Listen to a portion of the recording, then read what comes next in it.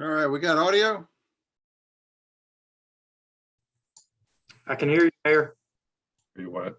Let me turn it up a little bit. Here we go.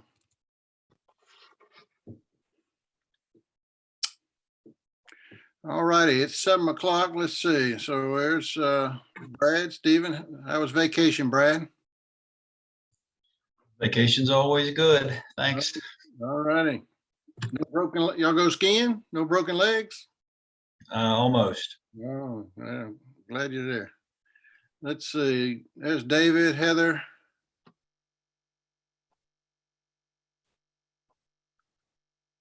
There's Taylor Ray.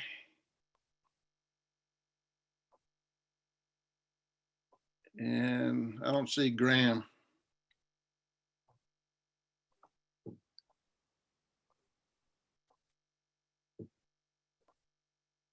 Hey, Taylor Ray. And don't see David yet. Oh, I'm here. Oh, okay. And are any of these Graham?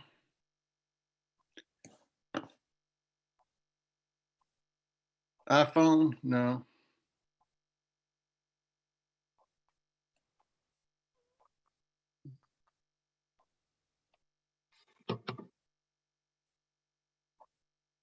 Is it possible he may have joined the closed session meeting? Looks like he's joining now, Mayor. Oh, okay, you can see him. Oh, there he is, yeah.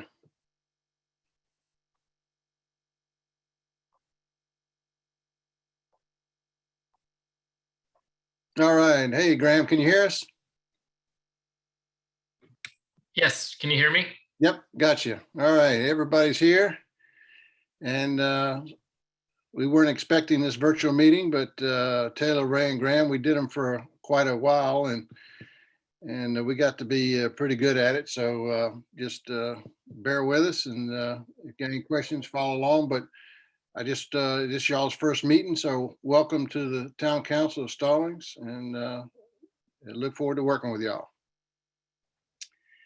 The only thing on for Taylor Ray and Graham, the only thing on virtual, when we have a vote, we have to do it individually by roll call per our attorney's instruction, Melanie, and I assume that's the state law.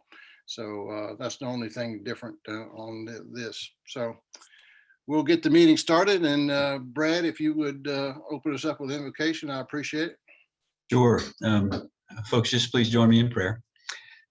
God, thank you for the privilege of meeting tonight to govern our town. Thank you for those who've joined us, and we pray for wisdom. As we kick off the new year, God, we ask for your guidance. We ask for the clear minds, clear heads, and clear ears to listen to those who we represent. And we pray for those who are struggling in many ways in our community today. In your name I pray. Amen. All right. Thank you, Brad. All right, we'll stand for the Pledge of Allegiance. Pledge of Allegiance. I pledge allegiance to the flag of the United States of America and to the republic for which it stands, one nation, under God, indivisible, with liberty and justice for all. All righty. All righty, I'll open it up for our public comments. This is a time when the public, I can see we have quite a few people on. If they want to talk about any subject for 3 minutes, all you need to do is let us know, and then Aaron Nichols, our assistant town manager, will unmute you, and then just state your name and your address, and then 3 minutes to talk. So would anybody like to have a public comment?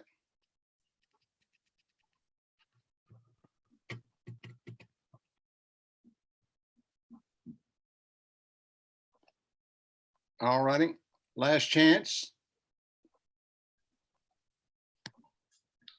All righty, hearing none, we'll move on to the agenda.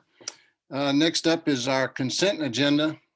And Taylor, Ray, and Graham, these are minutes from our previous meetings, and We don't go through them individually, but if anybody has any questions about any of them or needs some, make some amendments or adjustments, so this is the time to do it. But does anybody have any changes in this consent agenda? And we don't need to roll call this one. Can I get a motion to approve the consent agenda? So moved. Second.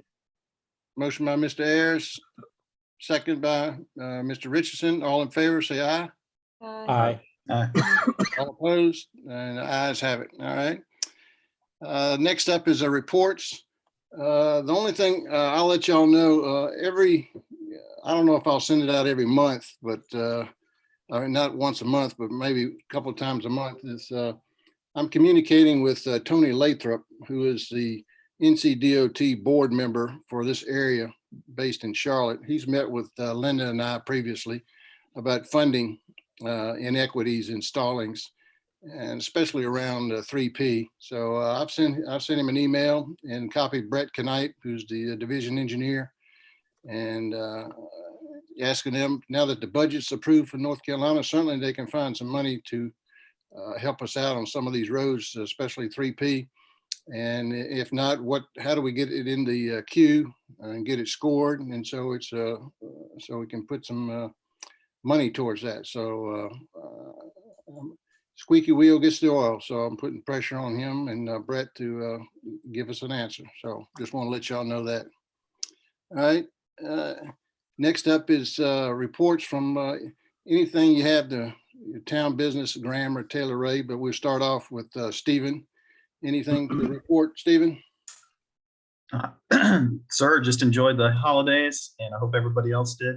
So really wasn't thinking about town work. So nothing really to report.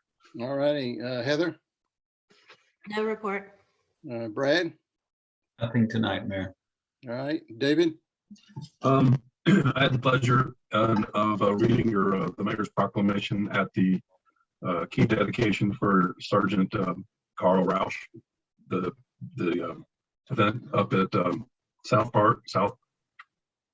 Point Brook, whatever, the subdivision up the road here, that where he got his house and paid for and moved in, and it was quite a ceremony and quite a privilege to read the proclamation into the record for him. All right. Well, if y'all haven't had a chance to ride by that house, it's a very nice house, and appreciate you doing that, David, to represent the town. Glad to. All right. Taylor Ray, welcome aboard. Anything tonight? No, sir. Drinking from the fire hose with all the information? And Graham, anything? No, sir. All right. Well, again, welcome y'all. All right. We'll start off. The next topic on the agenda is our agenda approval. And the only change I think I'll make, would recommend making is we got a few people here that are for the number 8, the backyard chicken ordinance. And instead of having them wait an hour, why don't we move that up, replace it with in front of number 4, just make it 3A. First one after our agenda approvals. Everybody okay with that? Yeah. I'm fine. Mayor, I think Alex needed to add something tonight as well. What was that, Yeah. Alex? Thank you, Councilmember Richardson. Yes, sir. If we could add a very minor update to our rules of procedure for remote meetings policy, please. It can be the very last thing, whatever the board's preference is. Let's make that,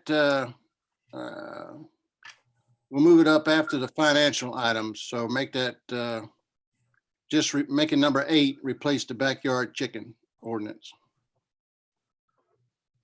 And do it before a closed session.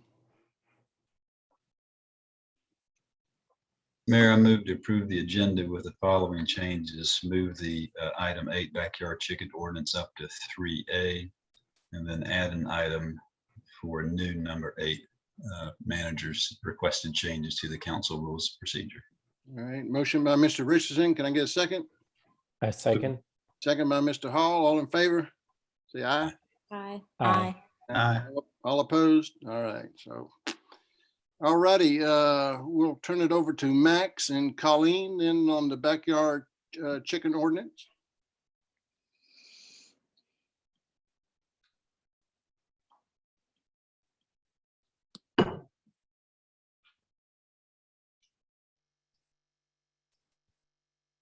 I might have caught him by surprise moving it up.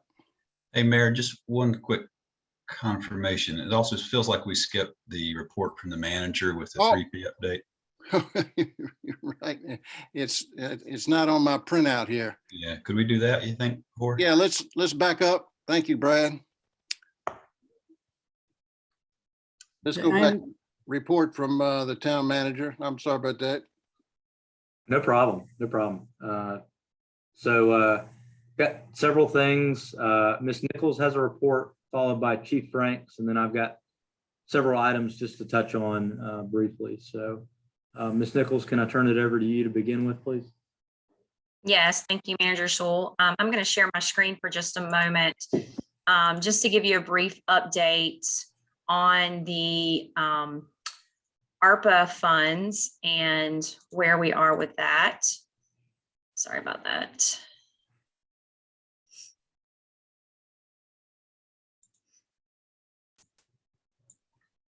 Okay, can everyone see that now? Got it. Okay, perfect. And this is just to refresh everyone. I know we discussed this before the holidays and several times before the holidays, but especially with our new council members. And since a lot has transpired since we first started talking about this, I just wanted to refresh your memory. The ARPA funds stand for the American Rescue Plan Act, and these are funds coming from the federal government for the COVID relief. Stallings is going to receive over $5 million, and our first tranche, which we have already received, is over $2.5 million. We are currently working with the Carolina Regional Council, the CRC, used to be the COG, in helping us put together a draft plan to bring to the council for your approval, either later this month or the beginning of February. However, I will let the council know very, very new information. This just happened Thursday of last week. The federal government actually posted the final guidelines for using these funds. It appears to be very favorable for towns such as Stallings, who don't necessarily do utilities, et cetera. So we are very optimistic that we will be able to use these funds to get some of the things done on the council priorities list. So we are going through those final recommendations now with the CRC, and we'll be incorporating those into our final draft recommendation plan later this month or beginning of February. Thank you, Ms. Nichols. You can't wet our whistle like that there and then not give us any tidbits of knowledge there. What will at least give us a highlight or something?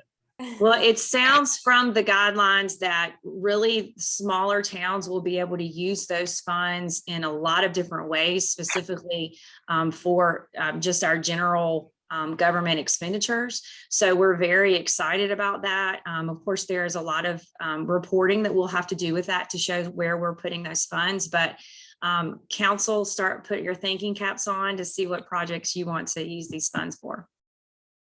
Well, the word I read in the press release from the league and what y'all sent us was infrastructure was included. So we'll make sure that's correct, but just read what the league sent us and what the town sent us, and then you'll get some ideas and based on our CIP. Your meeting ID followed by pound. All right. Thank you, Aaron. Anything else? Yes, Not entered. Chief Franks. Hey, good evening, Mayor and Council. Just a quick update on No Shave November. Our officers have been participating in that, obviously, since November 1st. We've extended it till February 15th. Countywide, Union County law enforcement has raised over $11,000 for Hometown Heroes, which supports childhood cancer. Tonight is actually the meeting in Monroe. And we'll hopefully have a representative down there.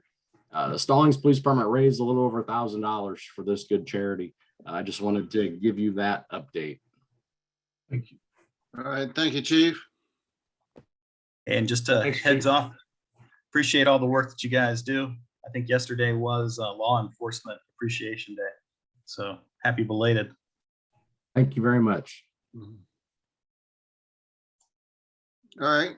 What's next, Alex? Thanks, Chief. Just our mayor, a couple quick things. So our employees of the year that were selected since our last meeting were Eunice McSwain for our non-PD departments from our Parks Department. So way to go, Eunice. And our officer of the year was Officer Rochelle Pittman. So way to go, Rochelle. Great job by her. Transition plan, that goal has been to support the education integration and required ethics training of all elected officials, so the new council can operate as an ethical, effective, and functional governing board. Last Tuesday, we had our new member boot camp orientation.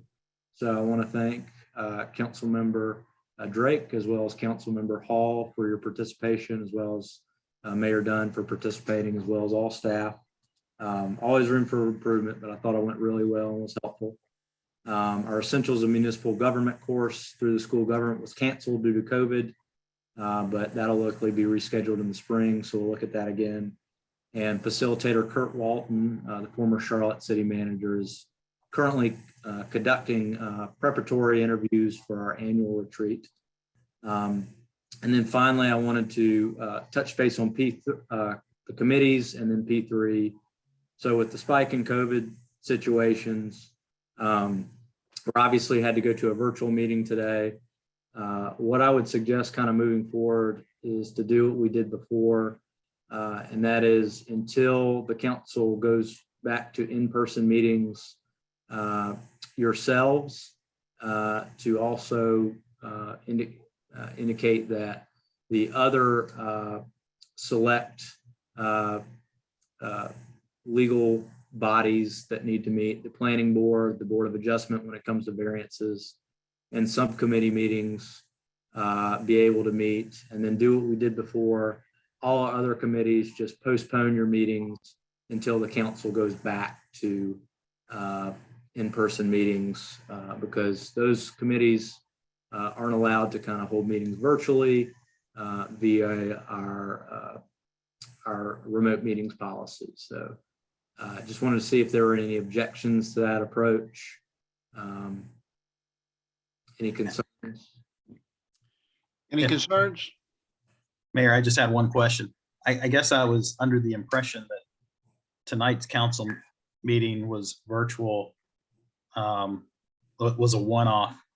Is what I'm hearing, we're kind of going to virtual until we decide at some point in the future to go back to in-person. I was just wanting some clarity around that. Maybe I misunderstood earlier too.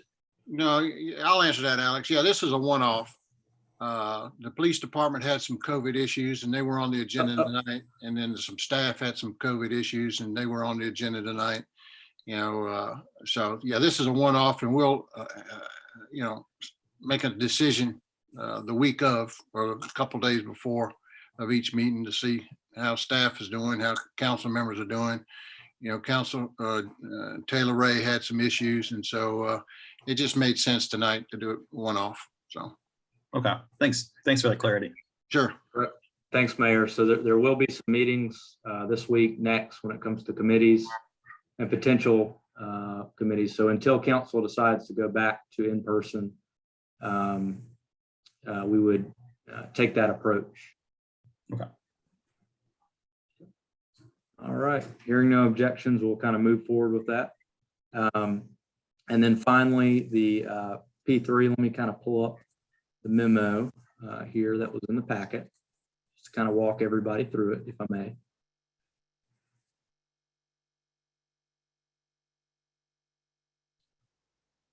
Okay. Mayor, can you see the memo? You can see my mouse by the in November 2021. Yeah, I see it. Okay.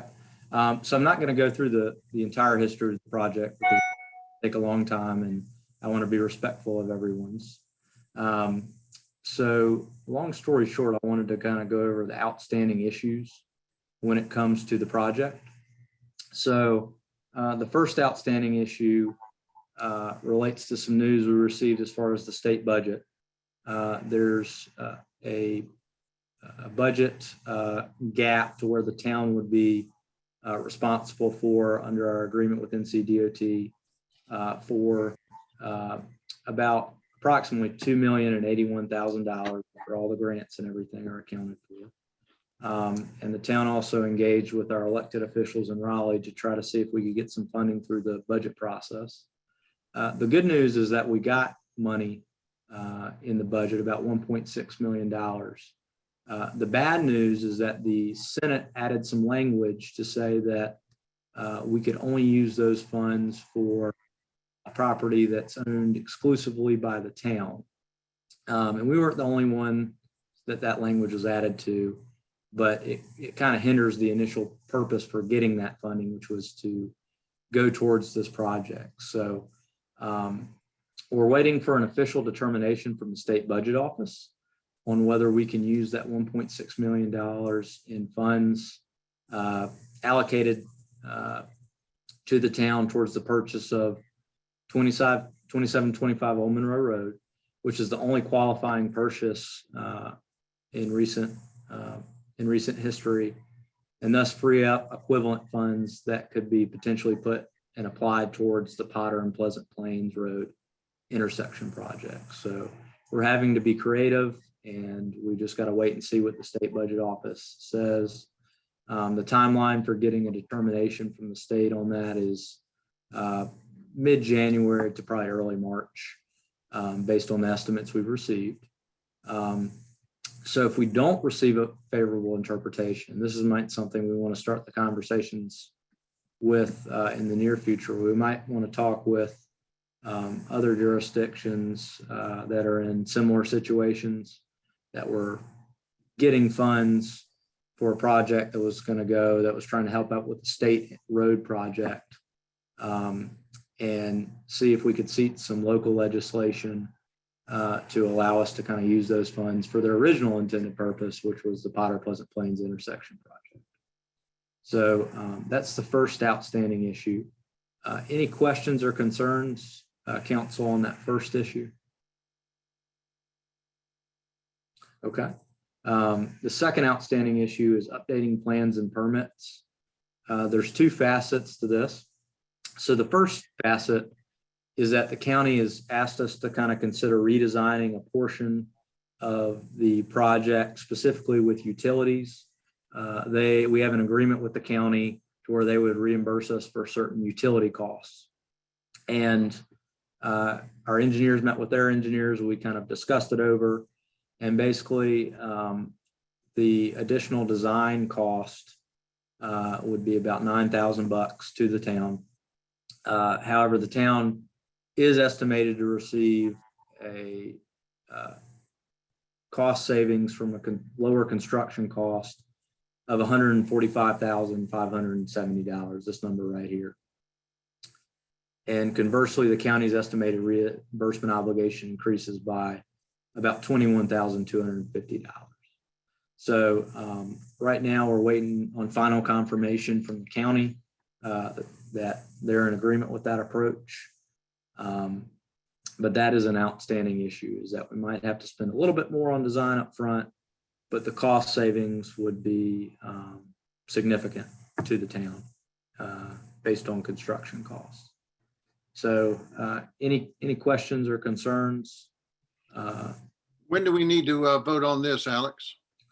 Well, to be honest with you, I haven't gotten final confirmation from the county yet on whether they're good with that kind of financial arrangement. And I don't want to move too quickly. But if y'all want to give me the kind of go ahead to proceed pending county approval with that arrangement, that might be helpful if we could add it to the agenda for a brief vote. I think we probably need to add it to the agenda, I think is what Ms. Cox would probably tell us.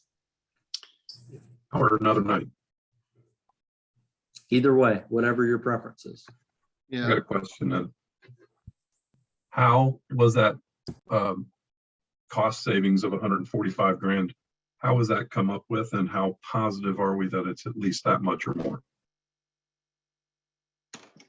Well, our engineers have a construction cost estimate, and it's a line item estimate. It's got all the different line items Everything from boring costs to the cost of pipe, to the cost of labor, to geotechnical work, to all the different facets that go into this project, materials and labor. And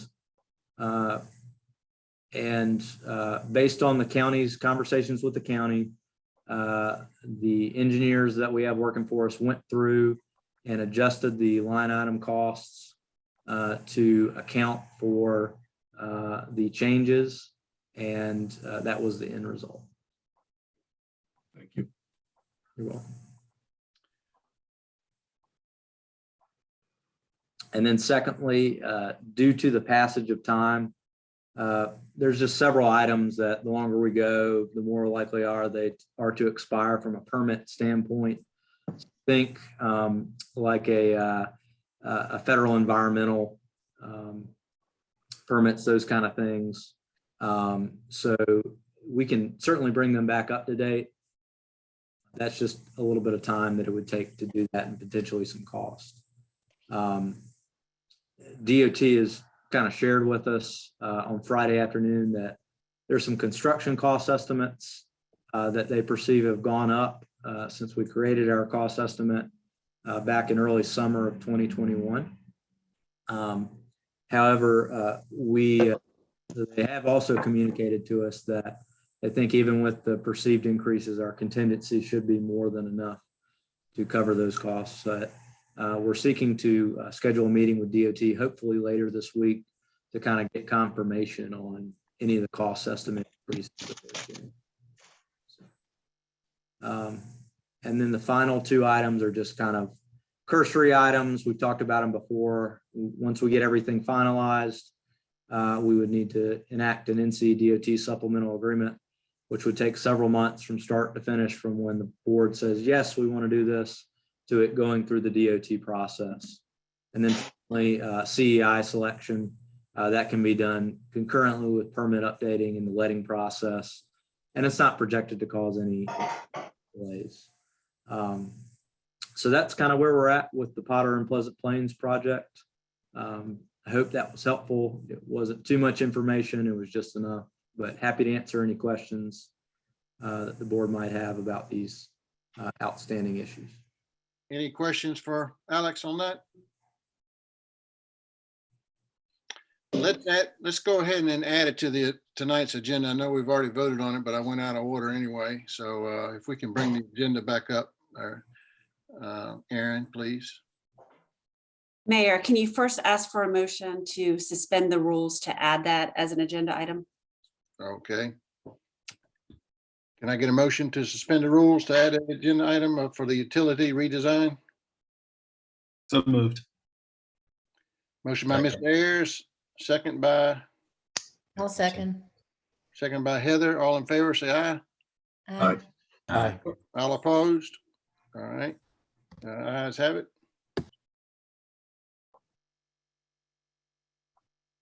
Mayor. You're asking for a motion to amend the agenda again? Well, yes, I'm waiting for Aaron to pull the agenda up. Yeah. Mr. Stoll, would you mind stop sharing so that I can share that? Thank you. Yes, ma'am. Thank you. Aaron, it sounded like you said Shoal. Like, what? I'm not sure. How'd you take control? All righty. So now, if we can amend the agenda by adding the to 8A, the Union 3P utility redesign. Can I get a motion to approve adding 3P utilities design as 8A? So moved. Second. Motion by Mr. Scholl, second by Mr. Richardson. All in favor, say aye. Aye. Aye. All opposed? Ayes have it. Okay. Now we're back on track here. Thank you, Brad, for pointing that out. So next up is our the backyard chicken ordinance, and so I'll turn it over to Max and Colleen. Hi, good evening. Can everyone hear me?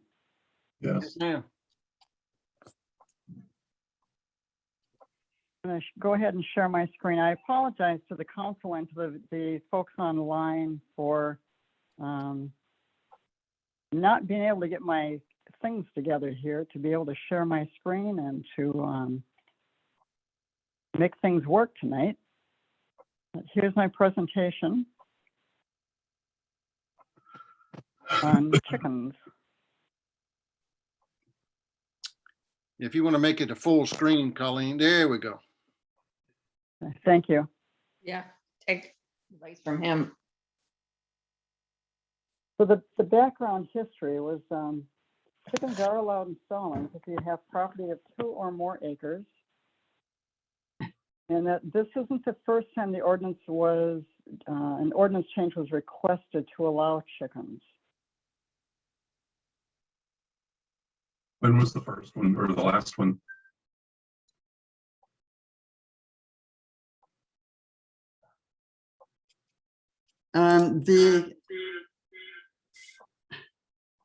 Bear with me.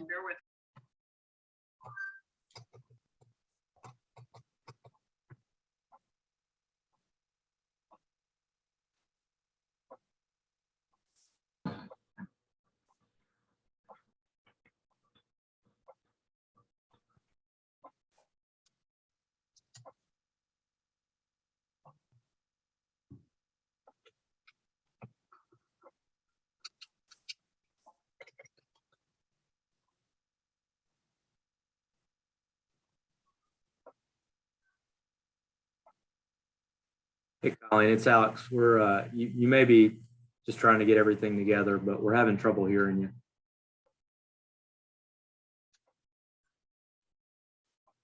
Colleen, you're muted too.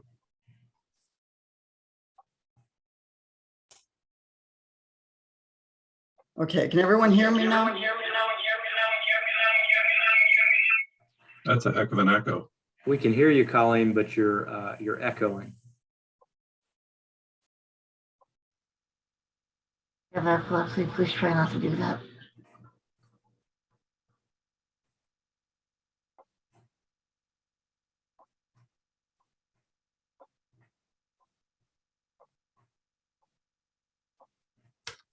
Okay, can everyone hear me? Yes, Yeah. that's good. Yep, that's Okay, better. sorry about that. I no idea what's going on. So the top complaints fielded by the towns and cities were crowing roosters, the odors, free range, and that was the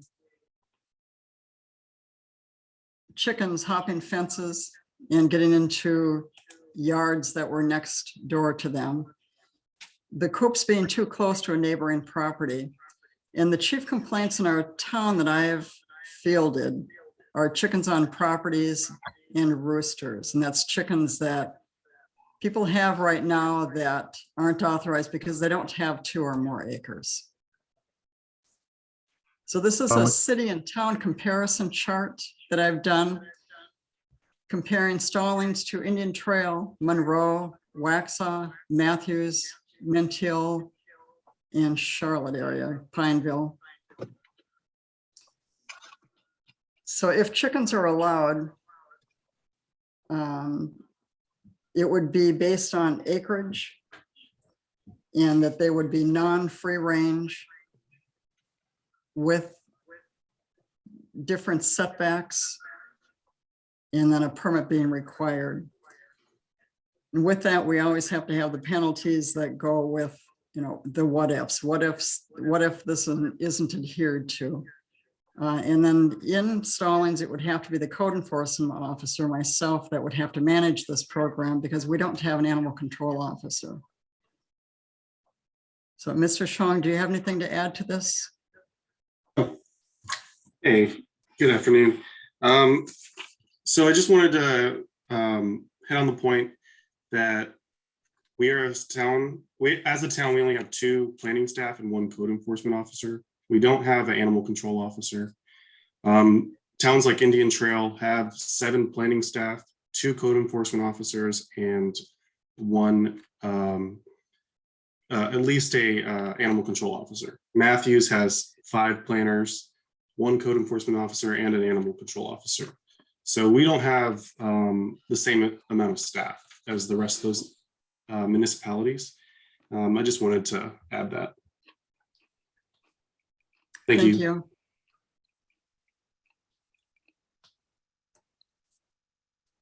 On this map, I've depicted lots less or more than 0.33 acres. The lots that are there where there's no color showing, there are chickens allowed. The other parcels that are colored, the blue is 0.25 acres, green 0.33, and red is half an acre.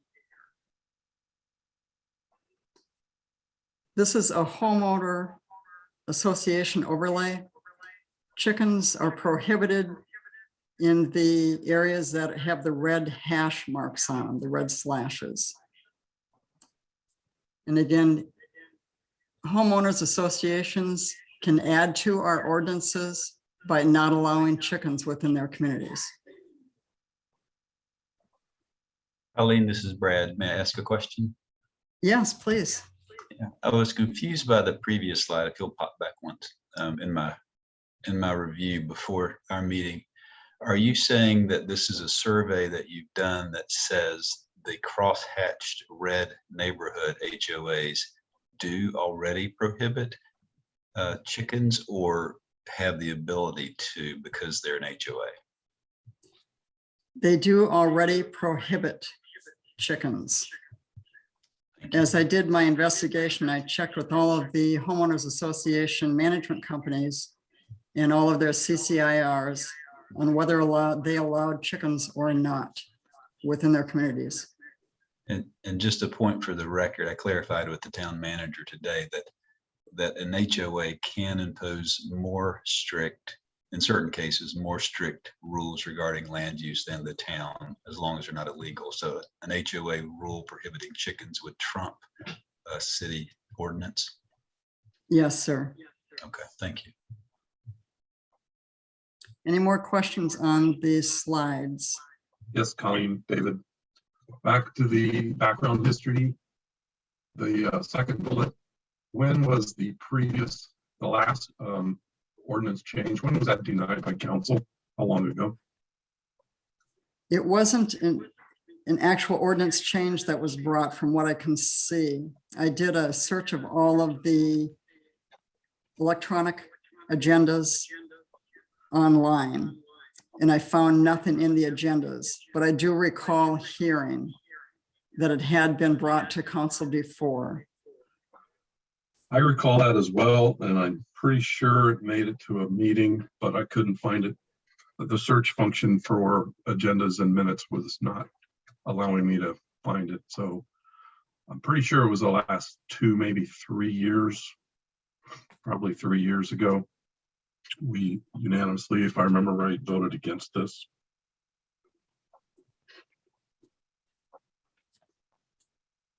I can search again if there's an exact date that's needed. No, close enough. Yeah, Okay, let's keep going. thank you. Are there any other questions so far?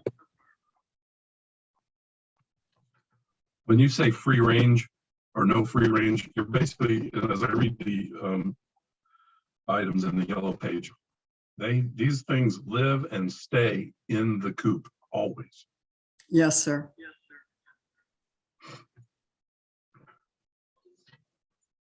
So the ordinance change, and this is based on all of this search, all of the comparisons we've done through other towns, is that live chickens would be allowed with a permit. No roosters. The owner must pay an annual permit fee. Before the permit is issued, the code enforcement officer, or if an animal control officer would be hired, shall verify the size of the lot to make sure that all the setbacks and other requirements are met. And if the permit was denied for any reason, they would receive a written explanation of why it was denied. So the permit considerations, all the shelters would meet the setback requirements. The chickens are prohibited on lots less than 1/3 acre. And then it would be proportionate per acre. And then they must be confined to a coop. And the coop must be kept clean and sanitary and free from accumulation of animal excretion. No slaughter or sale of the chickens, the slaughtered chickens within town. And then if any of these items happen, the permit would be revoked. And then if renting, the tenant must get approval from the property owner and must submit that with the permit application. Can I ask a question here? Yes, please. On your town city comparisons chart above, Yes, sir. well, for me, it's above. You say smallest lot size is a 1/4 acre for Stallings proposed. In your paragraph on number 1 there, D1, you say 1/3. Yes, sir. That was an error that I forgot to correct when the presentations went out. That was corrected in the presentation and now in the ordinance to read 1/3 of an acre. 1/3, okay. Okay, well, that's helpful. I noticed that too, Councilmember Shell. Thank you for that. One of the advocates in the community has a lot less than a 1/4 acre, so this would allow her. I've not heard from many citizens. That helps me. Could you back up to the color-coded slide again, the red, green, and blue? I wasn't with that context. Now it changes what this slide means. So what we're saying here, anything that is green or red, each of those parcels would be covered by this ordinance and allow chickens as per the ordinance, as long as the HOA does not prohibit, correct? Green Yes, sir. or red. Blue would not be allowed Correct. from a size perspective. Okay. And then if you overlay this colored map with the HOA map that already restricts chickens, the possibility of adding chickens in our community is very low, it appears. So, okay. Hey, Colleen, do you have the combined map up by chance? Yeah, I would love to see the do not. Okay. Would you bring it up at some point in the presentation so they can view it? Yes, I will go back and bring it up. Is it okay to finish this presentation first and then bring it up? Yes. Sure. Yeah. That sounds good to me.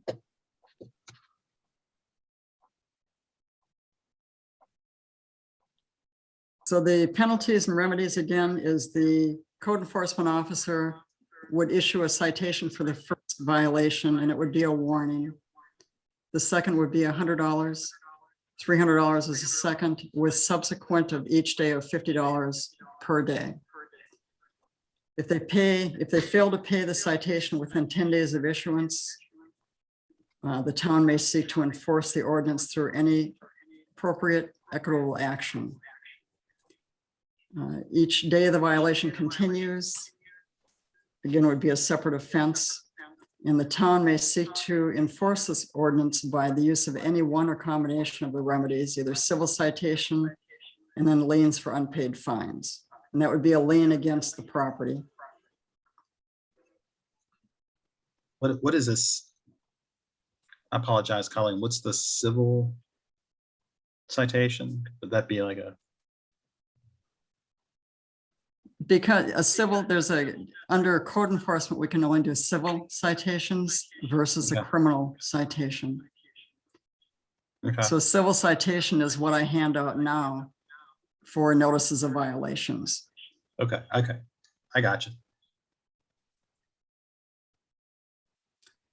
So the pros of this would be the residents of Stallings would be allowed chickens per the ordinance adopted, and that it would align with other neighboring communities and what they're doing. The con would be there's only one code enforcement officer.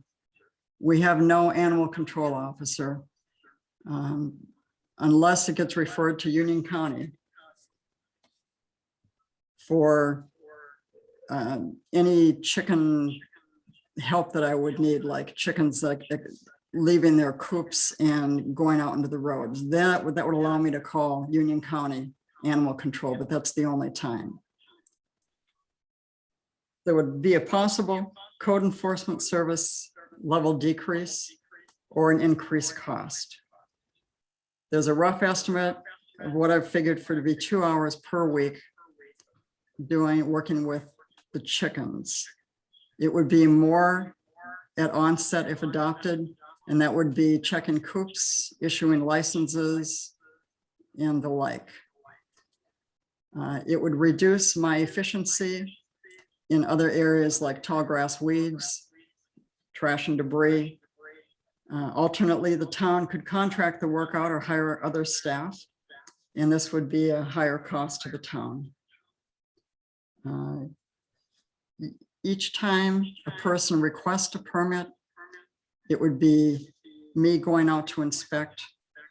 And I see this as a maintenance thing where it's going to be tracking of coops, inspections, re-inspections if needed, with notices of violations that would go out, and then issuing permits. I'm going to stop sharing my screen and get the other presentation out. Hey, Colleen, Where it may I shows ask? all the map overlays of the HOAs. Yeah, oh, well, while she's doing that, my name is Max. I just wanted to let you guys know Colleen's a very proactive code enforcement officer. She she would move from a very proactive based code enforcement to a reactive code enforcement base by losing those hours. So what I mean is right now she sees trash alongside the roads and she's able to pick them up. And right now, I don't know if she would be able to volunteer her time to pick up trash if the chicken ordinance was in place. She would also have issues, filing abandoned buildings, minimum housing. But I just wanted to point that out there that it would turn the code enforcement officer position to a reactive position where we would be more complaint based than proactive. Okay, and I've got that screen to share.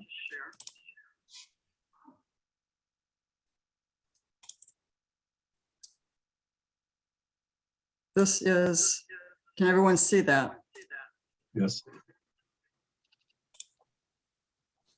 This is the map that shows the parcels that are quarter acre and subdivisions that prohibit chickens.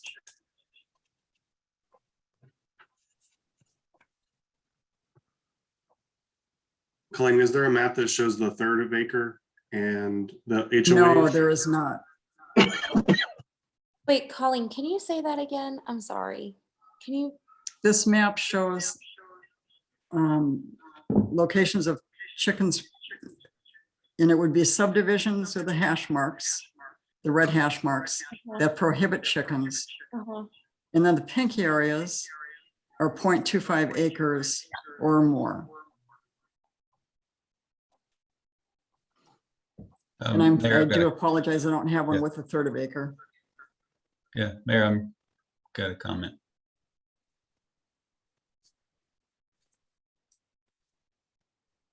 Mayor, if I may. Did we lose the mayor? I think we lost Wyatt. Hey, Colleen, there's a map that shows the fourth of an acre, the third of an acre, and the half an acre with the HOAs in your maps folder in code enforcement. Would you be able to pull that one up?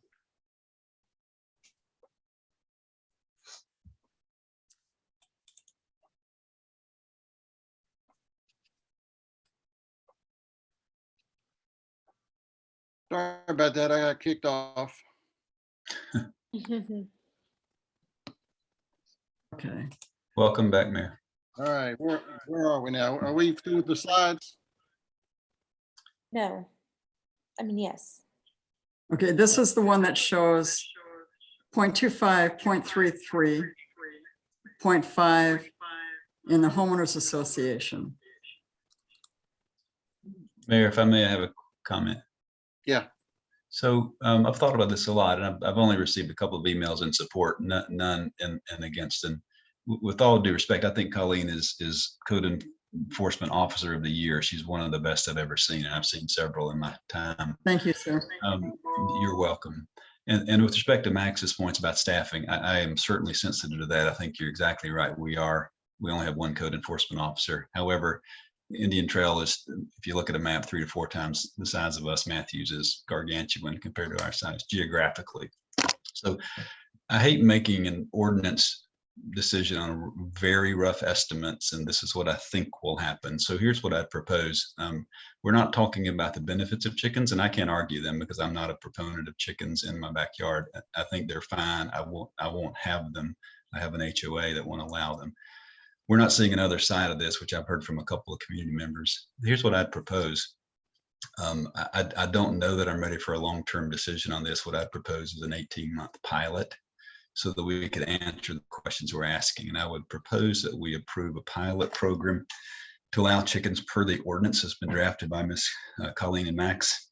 I would ask you to gather the following data in the following 18 months: number of permits, number of violations, number of complaints, and the amount of time, Colleen, you and our staff devote to enforcing this ordinance. Here's my guess. My guess is that you'll get a very few amount of our citizens wanting to do this. And you'll have, as you suggested correctly, some work on the front end. But my guess is it won't take as much time as you think, but I may be wrong. I don't think we'll know that until we try it. 18 months is strategic for me because Mr. Ayers and Ms. Scrooms will still be in office at that point, assuming they don't run for re-election. So they'll be able to make the decision in 18 months as well. So I'm ready to make that motion. I think we've spent a lot of time on this issue. I think we could put it to bed with a pilot program for 18 months. And if anyone I agree with you, Brad, and we'll just make, I'll make one recommendation to change it. Can you go back to the ordinance that lists how many chickens they can have, Colleen? Yes, sir. Bear with me one moment.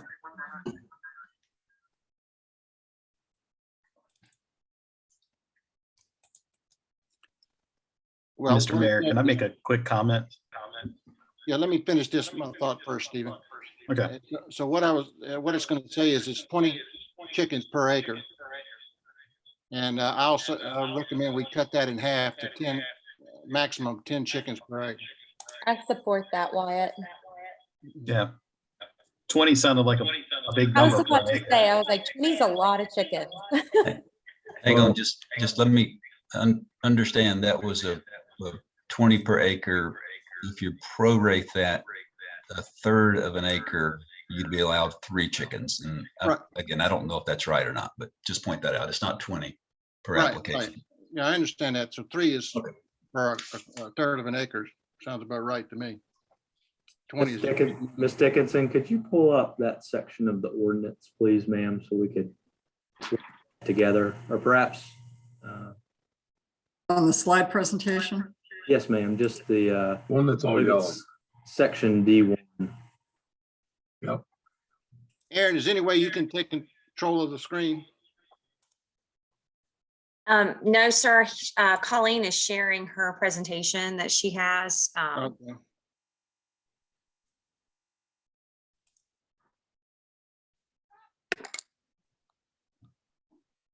Does anybody know the lot size in the Privet, in the Spring Hill neighborhood? Because there was a resident over there who was wanting chickens, and she might be on 1/4 of an acre instead of 1/3.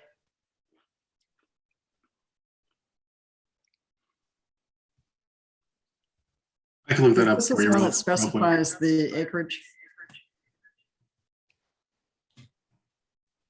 Heather, I believe you're speaking about Miss Filter, who was a proponent of this. Her lot size is 0.233 or something like that. So she's under 1/4 of an acre. Colleen, are you able to get back to your presentation? I am. I'm showing it.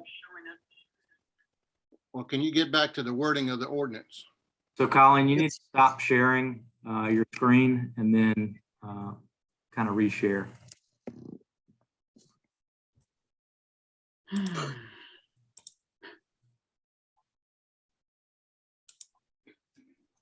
Okay, are you able to see it? Not yet.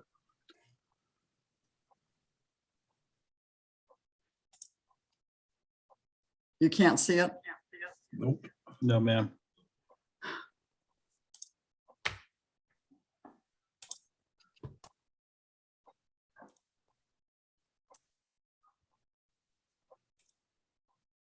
I have it up if you'd like. I'm reopening it.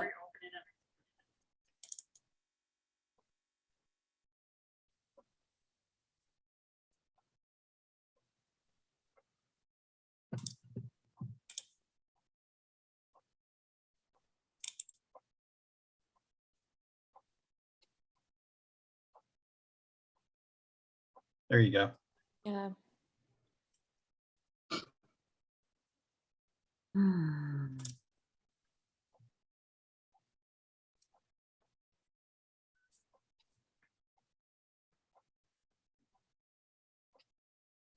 Highlighted. I think it's slide 4. There we go. Yeah, yeah. All right, so change the no more than 10 chickens per acre, and then we'll change the ratio down to third acre, quarter acre. But the largest Change it to a quarter. No, change that 3 per 1/3 of an acre. and 5 per half acre. Where it says 10. Take away that 10. But I'm trying to, there we go. Hold on. Trying to make my laptop work here. 2, 3 per third acre, 5 per acre. 7. 7. Yeah. And I don't know what that last comma 10 per acre means, but The 10 that per is 10 acre per- is 10 chickens per acre. Because originally that was 20. Yeah. all right. So change the first 20 to 10 up there in the first sentence, no more than 10 chickens per acre. Thank you. Now, I just got a couple of questions when we get there. All right, what you got, Steve? Well, just the one, I mean, Brad, you did point out that I think one of the proponents has less than a quarter acre. So that obviously is going to obviously not bring anything for them, even if we change the ordinance. So something to consider there. And then the only other thing I had is, Brad,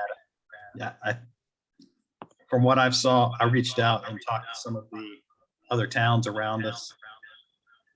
Even as big as Matthews is, they said that in 12 years, they've only seen a little over 50 permits. And we kind of did a quick number analysis. They would be surprised if we saw 25 in the first 5 years based on what they saw. So just something to kind of consider there. All right, appreciate that, Stephen. All right, any other comments or questions? If not, I'll hear a motion from Brad. I do have one question.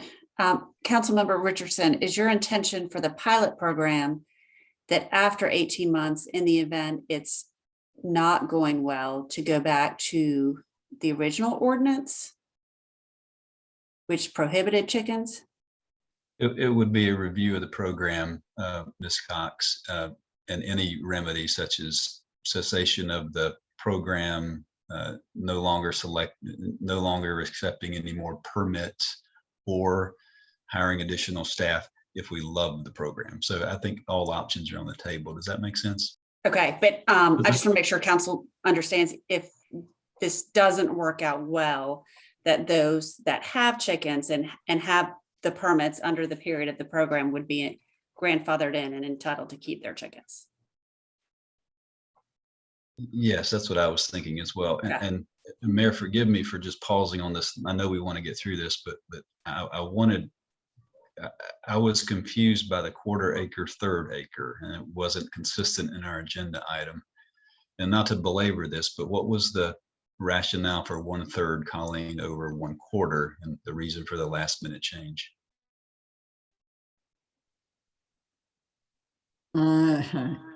Mr. Sewell, can you comment on that, please? Yeah, I can. So thank you, Ms. Dickinson. So it was intended third, and it just didn't make it to the final presentation.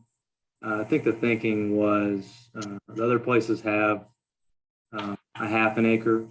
A third would be more appropriate for us because we've got less of a staff to kind of deal with issues. And when you look through and we surveyed all the other towns and you saw the issues, things like roosters crowing, odors, things of that nature, it struck us as if you had a bit of a larger size, it might be able to mitigate some of the adverse impacts for the chickens that might cause increased staff issues. Yeah, That Mr. was Sewell. Yeah, and I would only add that as I looked at the comparison chart, a quarter acre seems to be the minimum lot size in every other jurisdiction. So I would They also have animal control officers too. hang on, Mr. Shull. I'd like to make my motion now, if it's okay. I would propose an ordinance change as suggested, a pilot program, but I would change that back to a quarter acre. The proportions are fine, Mayor. 10 chickens per acre. It just means those with a quarter acre can have 2. I'd like to know how many proposals or permits we'd issue in 18 months. And my guess is, and I agree with Steve, there won't be many. I appreciate him doing the research with Matthew. So my motion is this: approve an ordinance change per what's on the screen, except for I would add 1 quarter acre as a minimum lot size. And do a pilot program for 18 months, after which we'd review it and make the determination whether to extend the ordinance or change it or eliminate it. And then change that first sentence to, So Melanie, can you say again what you were saying about the chickens being grandfathered in? You were just asking for clarification. Can you repeat what you just said earlier? Sure. I haven't researched it, but it would be my opinion and understanding that in the event 18 months passes and you guys, there's been a lot of complaints and a lot of staff time, and the council decides we want to go back to not allowing chickens unless you have 2 acres. Right. Those that have rightfully obtained permits during this 18 months would still be allowed to keep their chickens. Like, we could decide not to issue any additional permits. But we wouldn't have to make them rehome their chickens. Correct. Okay. Can I ask a question of Melanie? Yeah. yeah, David. Melanie, what's the difference between a pilot ordinance and a regular ordinance? That's a good question. This is the first time I've heard about a pilot ordinance. I mean, essentially, if in 18 months we don't like the ordinance or what we're getting out of it, we can change it because we're the council. Right. You could change it at any time. You wouldn't even, Yeah, we did 18. I'll speak for Brad. He just thinks we need to give it time to see if it's a beneficial ordinance or not, just like any other ordinance that we review if we see it needs to be changed or amended.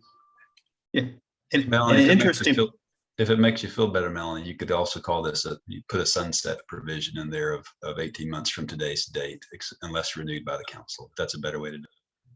Yeah. And we had talked about and Brad, I'm glad you brought this up, because even Alex and I talked about a review of it to kind of see. I had actually said 12 months, but 18 months works fine. All righty, we got a motion on the floor from Mr. Richardson. Does anybody have any questions about that? Do we need to reread it from Aaron's perspective? Are we good to go? We're good. We're I'll good. second his motion. Second by Ms. Grooms. So Aaron, could you do a roll call, please? Yes, sir. District 1 Hall. How do you vote? I'm sorry, what is the actual motion on which I'm voting? Councilmember Richardson made a motion to approve the ordinance amendments as stated by staff, with the exception of changing the minimum lot size to 1/4 acre and adding it as a pilot program with a sunset provision for 18 months, that then it must be reviewed by council to continue. Okay. Maybe I'm out of order, but I I think that's a lot of changes, and I don't know if we've had, not to belabor this, but I don't know if we've discussed it. Because it does seem like I would be in favor of 12 months as well, along with Stephen. I would All be right. in favor of 12 months as well. All right, let's vote on, you got to vote. You can't, I mean, I appreciate your comments, but Sorry. we have a motion and a second on the floor. So so we've called for a vote. So I hate to put you on the spot since you're number one. Sorry, no. All right, District 2, Shoal. Oh, District 3, Drake.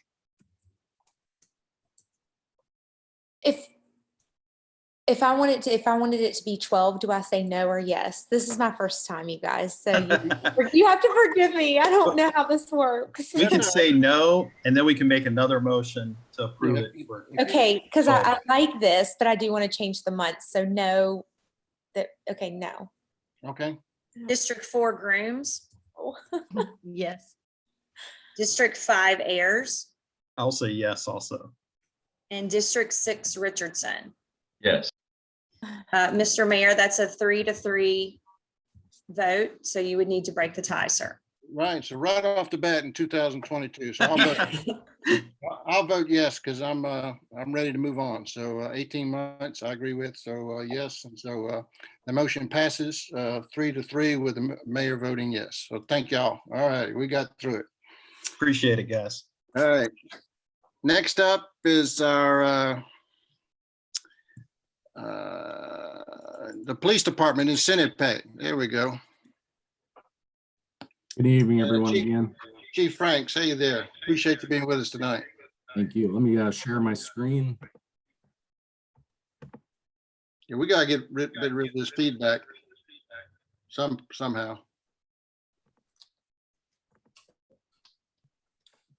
All right, everyone. Last month I had talked about this plan. I'll recap just real brief and move on to some of the new stuff, and we'll move on. So bear with me here. As we talked about the Great Resignation, 4.4 million Americans have left the workforce. Stallings Police Department's not been immune to that. We've had 12.5% of the department retire since the beginning of the pandemic. 29% of the department has left during the pandemic. 12% left policing altogether, whereas 17% of those that left for other police agencies. And currently we have 3 vacancies, and that represents over 12% of our workforce is unfilled. And as you can see up there in the PowerPoint, Police Executive Research Forum did a survey, basically just reiterates all the facts I just threw out there, that police are having trouble filling positions across the country.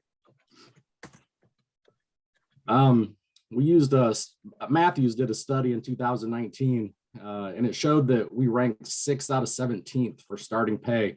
And in conjunction with HR, they've been doing stay and exit interviews, and it's shown that officers who've left, who thought of leaving, it's basically comes down to the dollar. Has nothing to do with culture or workplace. They see that they can make more money going to another department, so they think, all right, let's go. Many times, a lot of them say, I love working here, which is a compliment to everyone. So without a retention program, without a retention program, we struggle to recruit and retain top quality. And we're seeing most of this at our line level and our first line supervisor level. So patrol officers, corporals, and sergeants. So we worry that we will have recruitment issues trying to pull in new officers, highly qualified officers to our department. What we did in September, we created a work group.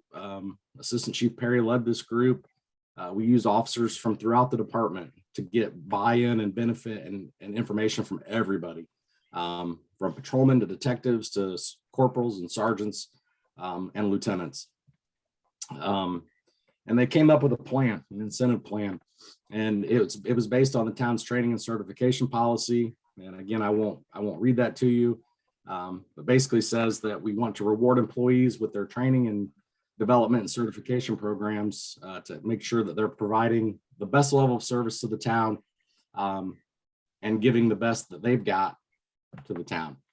So some of the things that came out of this work group for certain incentives was things like accident reconstructionists, field training officers, intermediate and advanced certificates, which are issued by the North Carolina Department of Justice, educational status. Those are the things the work group came up with. And as Assistant Chief Perry and I sat down and went over the findings of the work group, we came up with some additional ones. So the basis for the next slide shows a breakdown of all the incentives we're recommending. But the basis of these, 15 of those 17 departments surveyed in that Matthews study offer an incentive for being bilingual. 13 of the 17 issue or give an incentive for having some sort of college degree. 10 of 17 for intermediate or advanced certificates. 6 of the 17 offer an incentive for being a field training officer. And if you remember from the December meeting, I said, I believe being a field training officer is one of the most important jobs in the department. We entrust these officers to have a 12 to 16 week one-on-one experience with that officer, teach them the nuance of how to be a policeman by yourself in a police car. And we give them that responsibility, and they're supposed to put this out to those new officers, break them in. And really, it's the first step in supervision. They're supervisor of one. You know, I was one of my first assignments as a police officer was being a field training officer, and I believe it got me ready for the next step. And this one was, there were only 3 of the 17 departments offering incentive for residency, but there's a lot to be said for living in the town that you work in. And that can be argued both ways, but there's a lot to be said for living in the town where you work.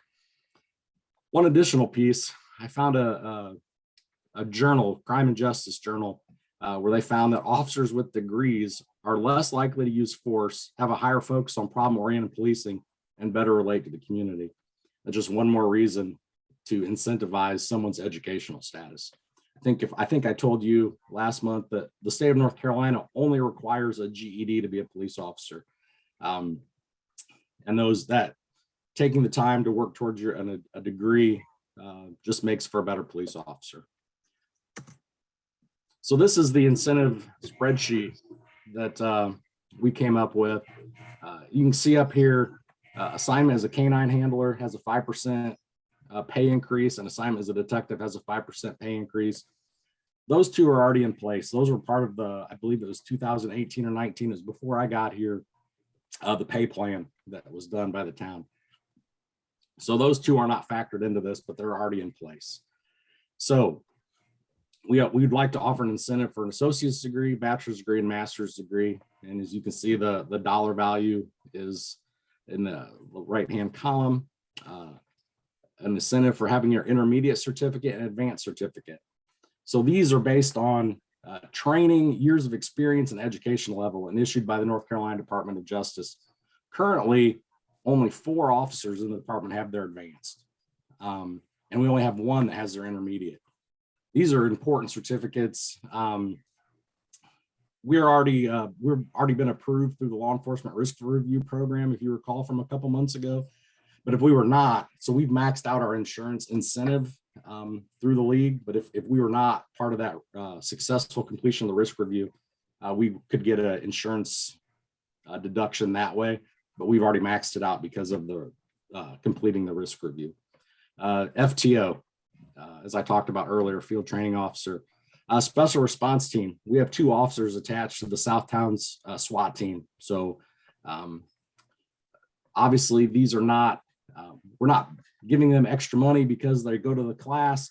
It's because they went to the class and now they're performing an enhanced service for the community. Accident reconstructionist, again, an important skill to have when we have a fatal or near fatal accident or an accident with serious injuries.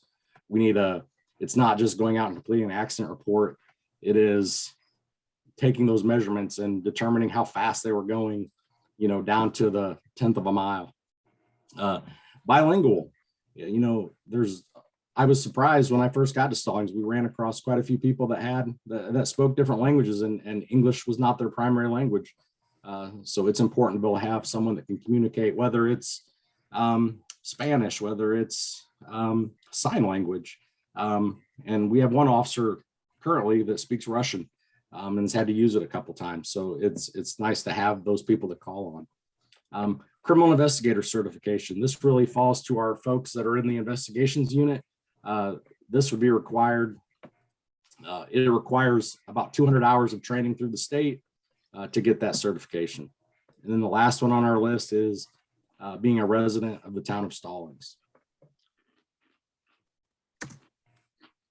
So our next steps, this incentive plan, as it stands right now with increase for insurance and retirement would be $56,500.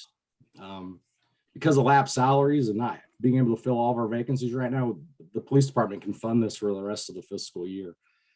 What I would like to ask is that you approve funding for this program using our lapsed salaries for this year, but noting that if you approve it, we need funding for the next year during the budget process. And with that, I will open it up for any questions. Thank you, Chief. Any questions? Anybody, everybody had a chance to review this? Mayor, I have a question just to Yeah, clarify. Brad.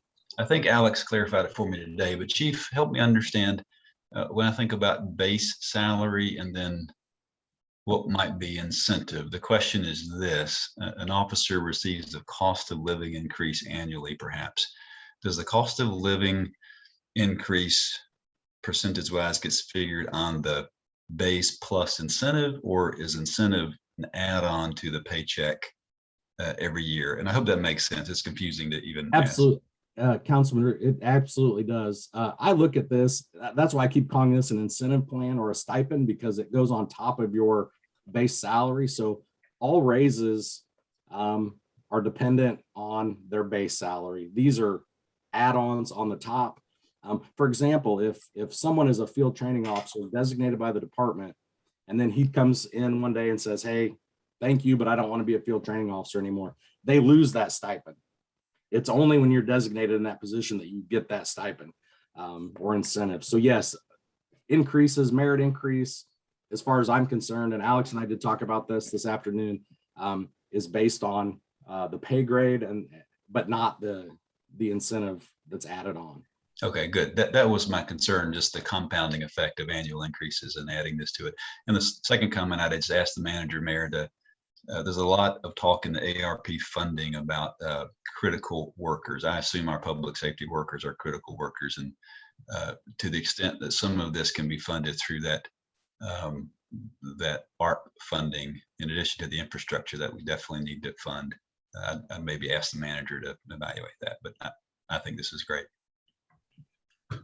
Hey, Chief, one of the questions I asked Alex when we were talking about today is how many officers would be getting this stipend? So there are, this is applicable only to the lieutenants and below. So this doesn't apply to myself or the assistant chief, obviously.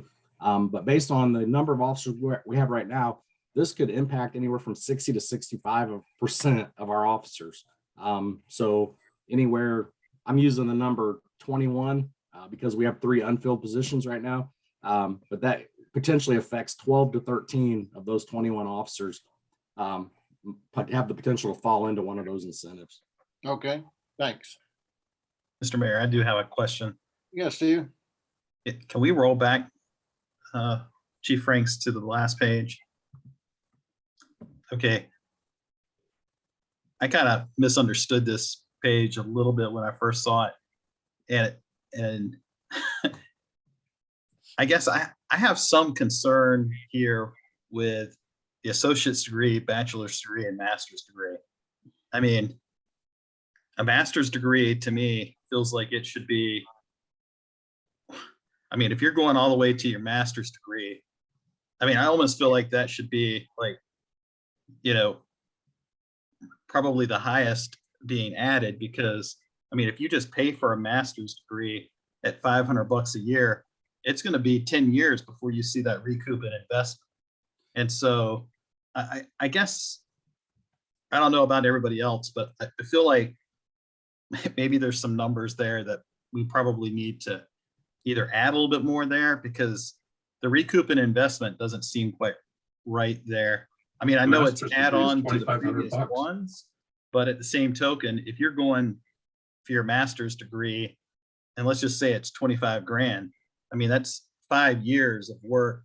I mean, that's years worth of work before you see any recoup investment on that. I to some degree, I see it hard making $500 worth it. I mean, I feel like that would probably should be 2,000 or something like that there. Maybe I'm wrong. 2,500. But yeah, I mean, I kind of feel like those numbers are way low compared to the time and monetary investment that it takes to get these degrees. And Well, as David said, you know, the total for a master's degree is 2,500, not 5,000 or 500. no, I'm talking about if I go and get my master's degree, I mean, it's probably going to set you back, what, 25,000? Steve, I think you might be confusing this with an educational reimbursement program, which we No. have I'm just saying that if I'm going to go get a degree, my master's degree, and it's going to improve my salary. I mean, it would take many years for $500, an additional $500. I understand that, for it to be worth it for me to spend my time and money for $500 a year. Does that make sense? It does, Councilman. And to be honest with you, the very few officers you'll find have master's degrees, and we have 2 in the department have a master's degree, and I'm one of them. We have one officer, Rochelle Pittman. I'll just be out there. She was our officer of the year, top-notch candidate. So you don't see that very often at line level officers having that degree. Normally, as they progress through their career, they're 10 years in, they decide to go back to graduate school because they know they're ready. They want to move up, maybe be a chief someday. So not a lot of departments give anything for a master's degree.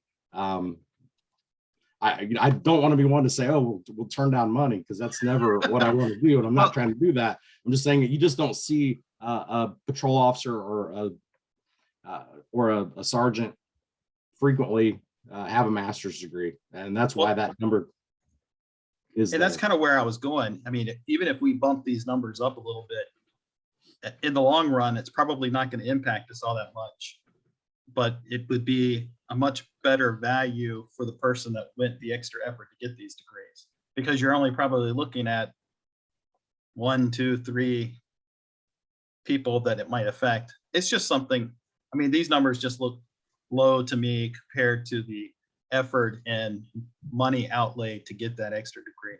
That's all. All right, thank you, Stephen. Any other comments? Yeah, I did have one quick one. So yeah, Graham, on a prior slide, it was mentioned that those with a college degree less likely to use force, higher focus, problem-oriented policing. Do we know if we're talking associates and bachelor's degree, or is it bachelor's degree? It's thank you for asking that. It was any college degree. So associates, bachelor's, master's, and that study also said the only thing that really offset that is years of experience. And I think we probably all could agree, you get a 25-year police veteran, they know how to navigate all these strange waters that the police officers find themselves in. So that's the one offset to a degree, according to that study, that offset not having a degree was years of experience. And quite honestly, we are an extremely young department right now. Our senior patrol officer or senior officer on patrol only has 10 years. And after that, it drops, I think, to probably 5, and then drops even further from there. And then the mechanics of this is this they get $1,200 upon obtaining the degree, or while they're working towards it? And then is it every year that they get this, not reward, but this incentive after they have their degree, and as long as they're with the department, or is it a one-time thing? No, it would be that. It'd be every year they'd get that. So again, there's a few of these. Once you have your advanced certificate and a bachelor's degree, yeah, you've got that. you don't lose those. The other ones, like being an SRT member, being an accent reconstructionist, if you can't certify again as bilingual, you would lose those incentives. But once you have an intermediate or advanced or a degree, that's it. Those would be continuing ongoing costs. And depending on who we hire, if all of a sudden we're hiring all police officers that have master's degrees, three vacancies we have, that number is kind of on a sliding scale, because as we hire more qualified or highly trained officers, that number will always scale just a little bit. And the last question, do we pay for these advanced certificates? If an officer says, I want to get the intermediate, do we already pay for them? I assume that there's a cost, right, to go do the training? If we send them to training through the Justice Academy, that's free. But if we have to send them, we're sending an officer down to South Carolina in April for some specialized training. We have to pay for the training, and obviously we pay for the fuel to go down there. We pay for their time. But it's a significant number of hours. And to be honest with you, I don't have the exact number of hours it takes to get your advanced certificate. For example, if you have 10 years of experience, you might only need 300 or 400 hours of ongoing training to get a bachelor's degree. There's a formula the state uses to determine whether you have that advanced certificate or whether you have the criteria for that. For example, I came to North Carolina in 2012. I brought in 4,000 hours of in-service training with a master's degree and almost 20 years of experience. I qualified for it immediately. But these new officers, obviously, they have to do a lot of training to get up to those hours. But most of the training is through the Justice Academy, and it's free, or through our local community college. Thank you. All right, good questions, Graham. Thank you. Any other questions? This would be my recommendation. Anytime we have a change in the budget, I know the chief says due to the lapse salaries, we have the money in the budget. So what I'd recommend is we bring this back to the council on the 24th. It gives council time to review it, ask any questions that they might have had. They've only had it since Wednesday. Second thing, it gives staff time to look at ARP funding. We might be able to use some of that to offset this. And then thirdly is, we need to talk to Marcia about next year. Do we have when the chief fills those three positions, do we have the $56,000 to cover it? So those are the kinds of things we need to review on any time we bring a money matter in front of us. I don't like to vote on it tonight. It's brought to us. We need time to review it. So that's my recommendation, council, is we move it to the 24th and take action on it at that time. So what say y'all? That's fine. Yep, sounds good. All right. Stephen, David, Graham? Fine. Sounds I'm good. good with it. Okay. Yeah. I'm good with it. All right, that's what we do. Chief, thank you very much for putting this together. Thank you. All right, next up is Ashley with the Blair Mill Park Playground implementation.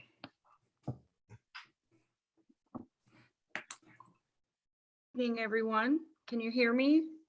Yes. Gotcha. You can see me? Perfect. Excellent. So I have a few things for you tonight. Everyone got my memo, I assume. And I'm going to bring up my presentation here.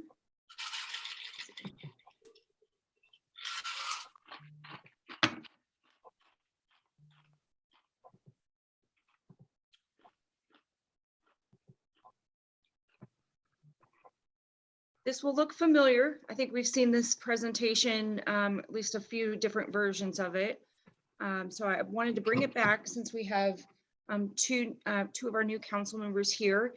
And also just as a quick reminder of how we've gotten to this point with our enhancing Blair Mill Park, which has been one of the council's priorities for the last 2 or 3 budget years.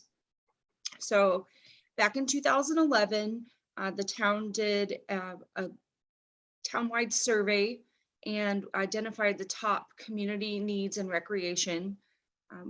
Out of that came a wide need for walking trails and greenways, picnic shelters, playground equipment, and the rounding out the top was dog park.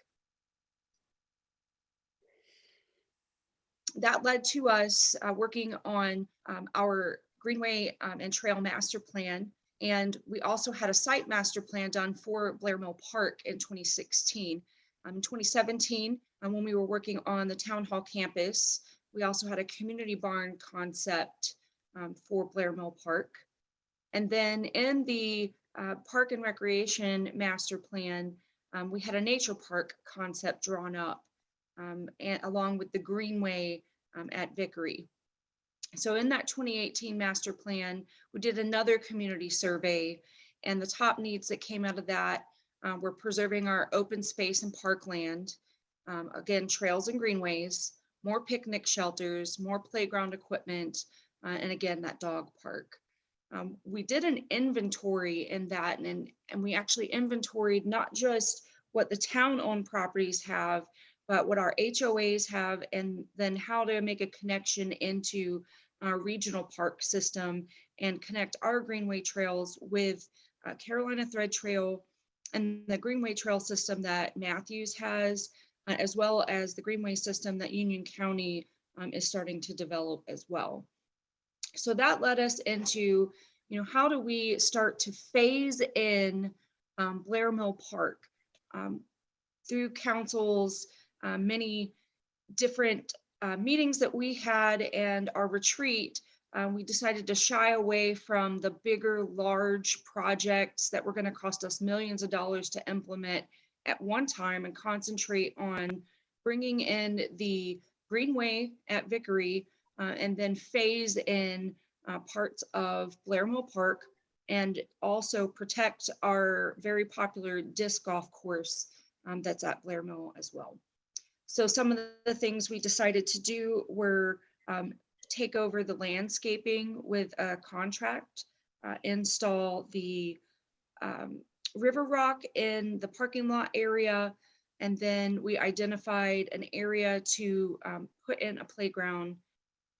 And this was the area that was determined. Sorry for the really grainy map. When you zoom in, this is actually on the Fairhaven entrance side. If you look here, this is where the bathroom area is, the parking lot. And this area is in between the copse of trees near Stevens Mill Road and where the old dilapidated wooden structures were that we tore down. And so it's about 150 feet by 45 feet. It can be phased in with 2 different playground structures or other types of amenities there. But when we did go out with our contractors, we did discover that it's not ADA compliant. The grading there needs to be corrected. So I showed you these pictures before. It's sloped too much for us to properly install equipment there. So we got a few quotes on how much it would cost to go ahead and grade out that entire area so that in the future, when we do decide to phase in more recreation amenities here, it'll be ready to go. We don't have to do more grading. So that entire project, which we weren't expecting the cost for, came in just below $20,000. But that'll make the site usable for whatever we decide to install in the future. And we did have this park concept was the one that was vetted through the Parks and Recreation Committee.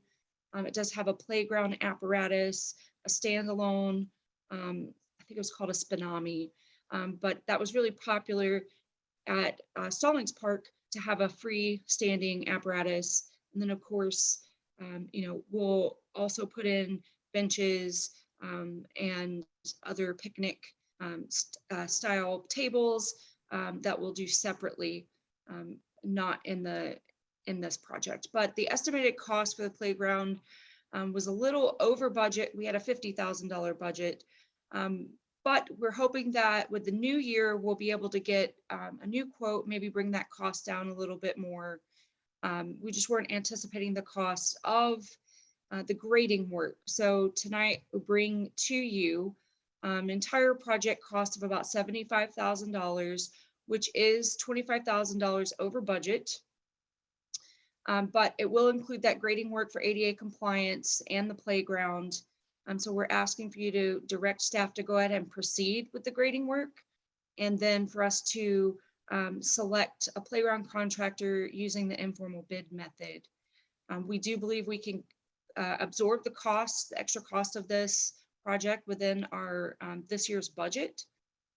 But also understand that if we're not ready to move forward with that, we can go ahead and complete the grading work and then look at installing the playground in next year's budget as well, whatever the pleasure of the council is. All right, thank you, Ashley. Anything else? No, sir. Good question. All right, questions? Ashley, since that's relatively close to the roadside over where that spot is there a fence around this? I did not include a fence in this project, but we can install a fence. Ballpark, what's that going to add to it? I don't want to give a ballpark because I'm not sure, but I can get a quote for that pretty quickly. That area there is actually well protected from the road with the tree line.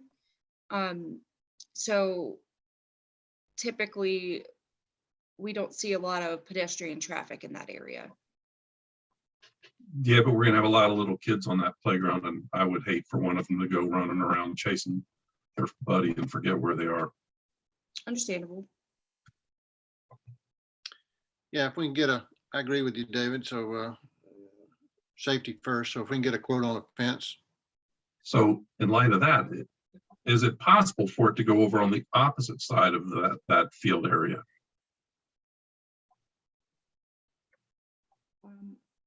Which might not even require as much grading, if any. You mean on the other side of the restrooms? Yeah. Yeah. Closest to the tree, closest to the other tree line. That would impact the disc golf course. That we have 3 baskets that play across that field. Can you back up to that layout, please? Yeah. Sure. Here, you're talking about over here. Yeah, we have actually. 2.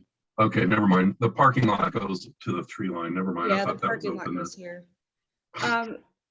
Town manager and I did walk this property and we looked at this area right here.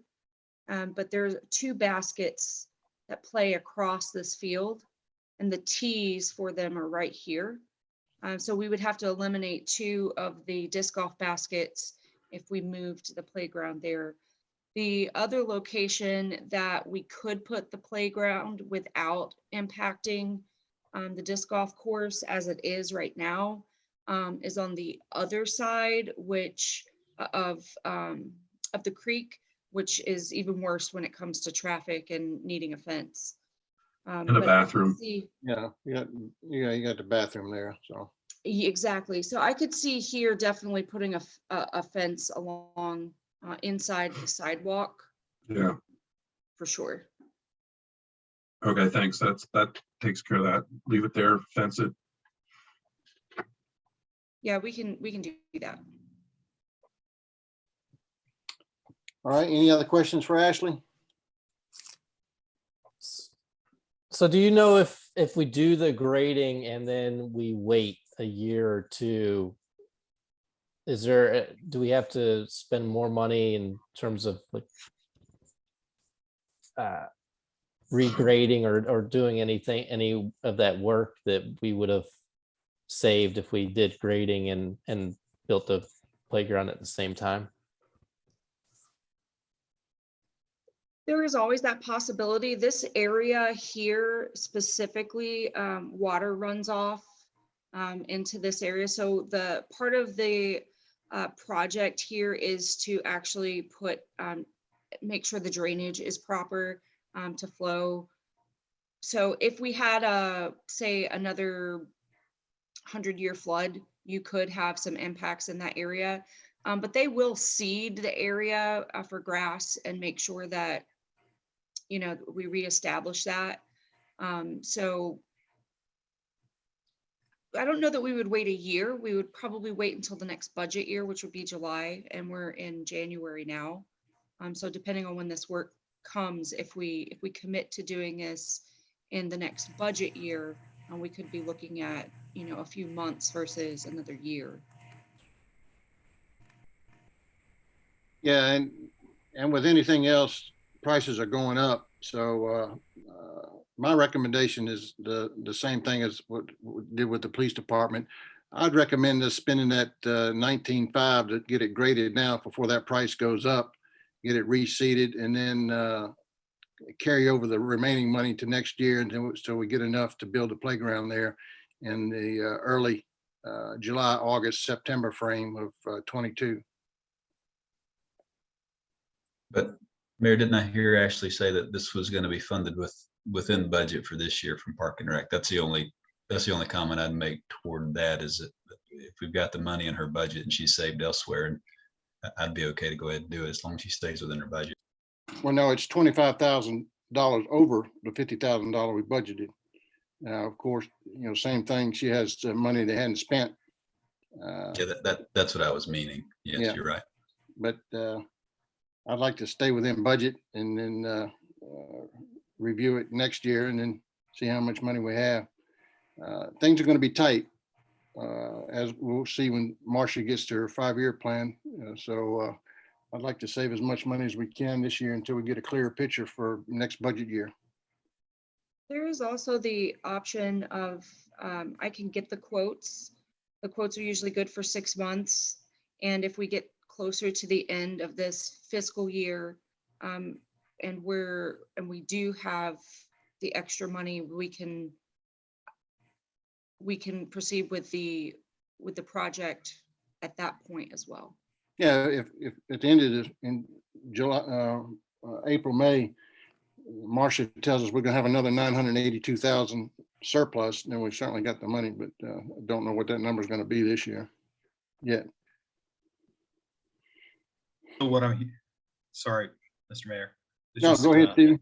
I was just wanting to know, so Ashley, you would recommend that we at least get those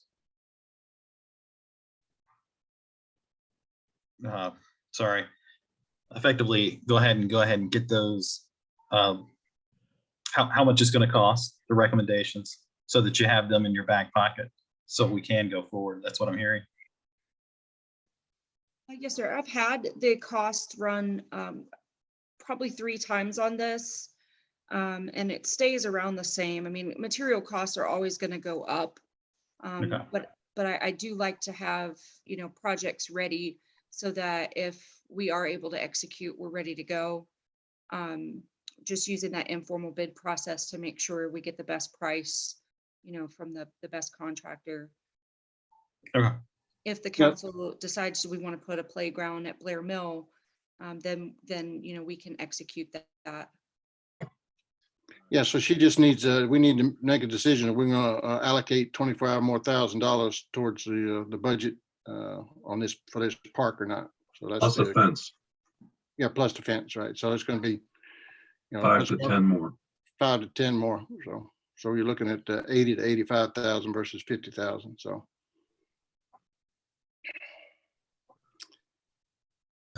Mayor, I'll make whatever motion we need. At Blair Mill is going to be a great park. It's our top priority park for the next couple of years. I think we have to do it well. So what do you need as far as a motion? I'll move to approve the. yeah, go ahead and make the motion, and I'll ask for comments.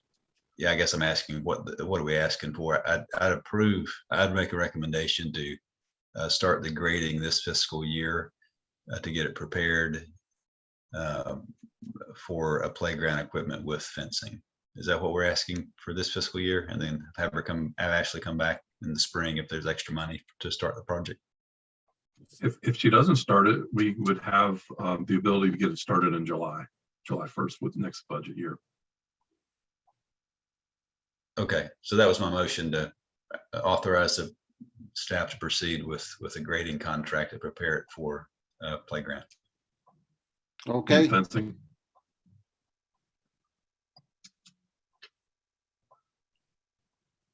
and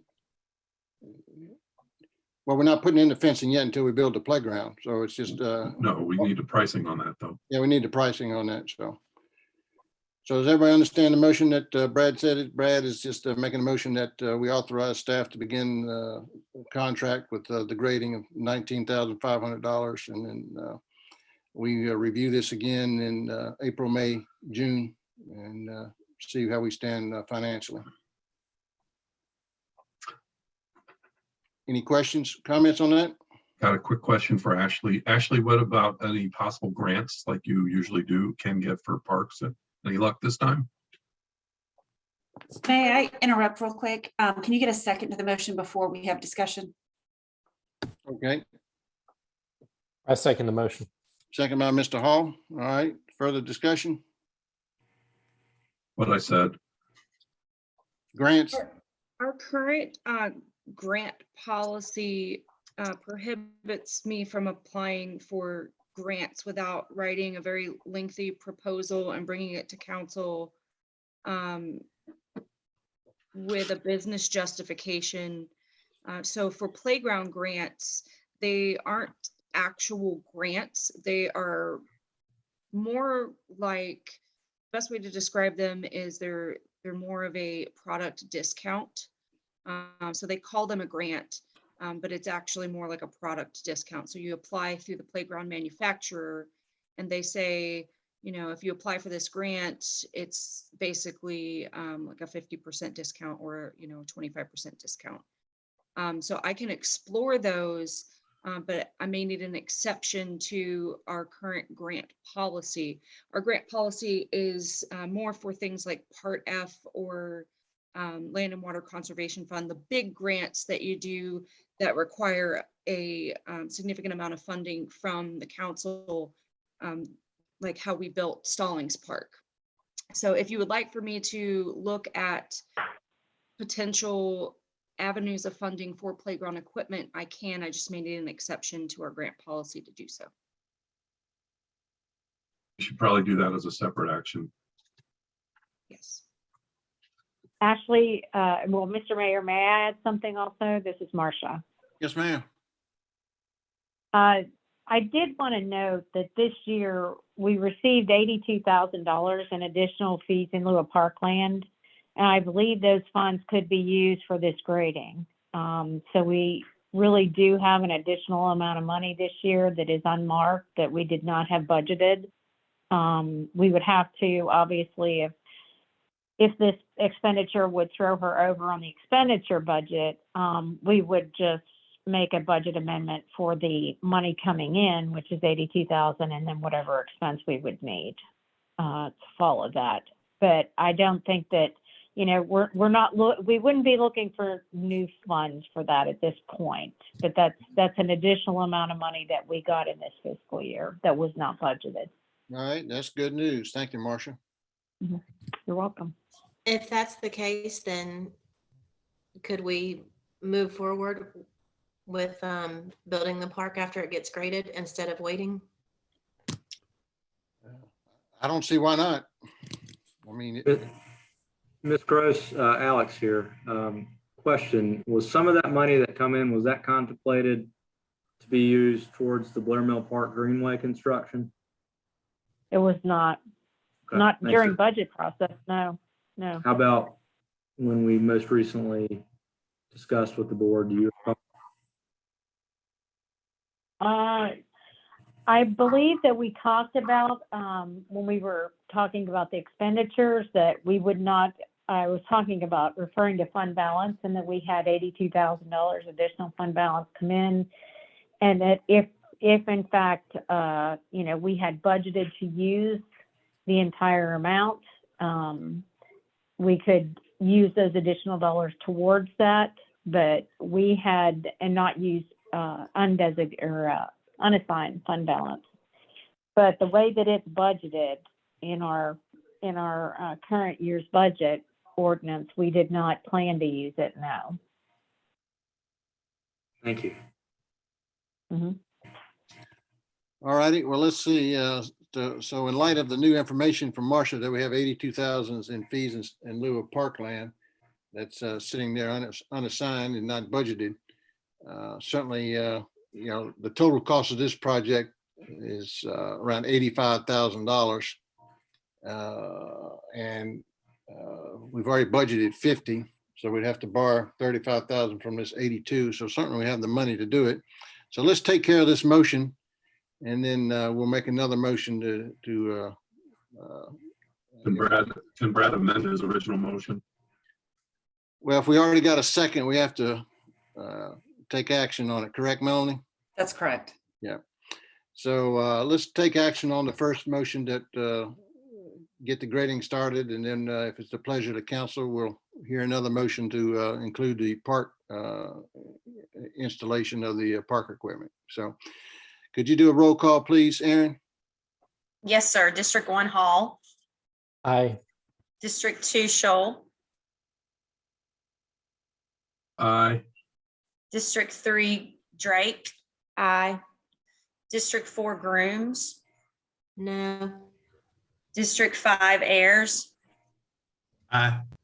District 6 Richardson. I'm sorry, Councilmember Richardson, I believe you're muted. I'm a no on that, given what I thought was a new motion coming, but that's fine. All right, that's 4-2. That one passes. So Heather, could you make another motion, please?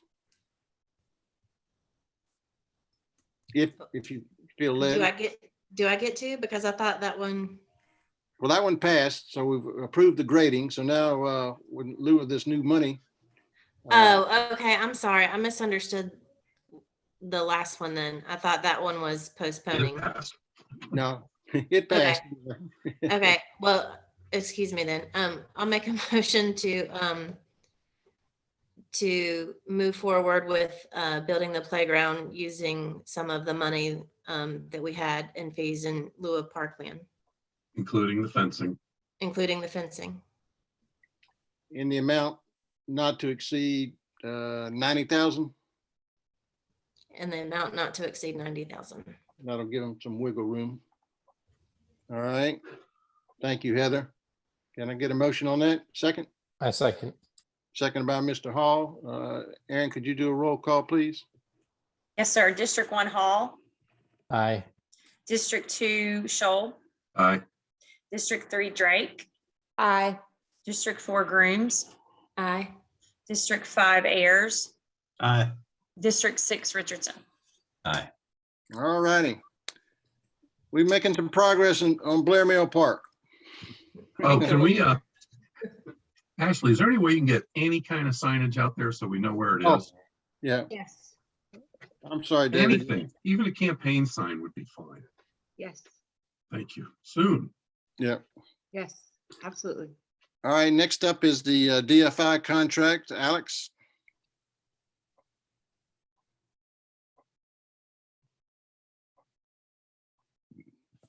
Mayor. I'll be brief. What I'm asking for tonight is basically a decided date and a willingness from the board to have a special meeting to meet virtually with DFI's representatives. DFI stands for Development Finance Initiative. That are created under the school government, basically to help local governments do economic development projects for communities using kind of specialized financial and kind of development advice. They've done over 100 projects in North Carolina, including a recent one with the Kannapolis downtown. If you haven't checked out downtown in Kannapolis, I would encourage you to. It's pretty impressive, the transformation they made. So obviously here, one of the council's top priorities is creating a downtown. We've done a lot of work towards that. And during the last annual retreat, downtown expert panelists had expressed concerns over where our vision was aligned, whether our implementation strategy was underfunded, and kind of resource commitment, expertise capacities, for various development efforts, for things like public-private partnership creation, those kind of things. We are willing, but not having the kind of specific professional expertise is a potential hole. So one of the things that the downtown action plan calls for is consideration of partnering with DFI to help kind of fill that gap and allow us to move forward. The town's budget includes $75,000 for a potential contract with DFI. And so for the phase 1 feasibility work, and to do that, I am suggesting meeting at either 5 or 5:30. This date is going to be taken up with a virtual subcommittee meeting now. So either of these two meetings before those regular council meetings. So any questions or concerns? Happy to answer any questions.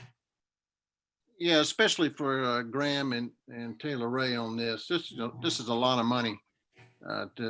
We've studied downtown redevelopment for a long time in Stallings, probably ever since 2007. We've spent a lot of money on it, and we need to get some actionable items out of this study and analysis. And so we're going to rely heavily on, Brad and David are economic development guys, and certainly we all know Brad's expertise in that area. So that's why we need to discuss. They can't meet in person, according to Alex, so that's why they want to do it virtually. But we need to be prepared and get you all up to speed before we make a decision on this money that we're going to spend. So I recommend let's do it as fast as we can on the 14th. I would. Most of us will have dinner plans on the 14th. I'm just kind of throwing that out there. Oh, you wouldn't go out on the 12th or 13th?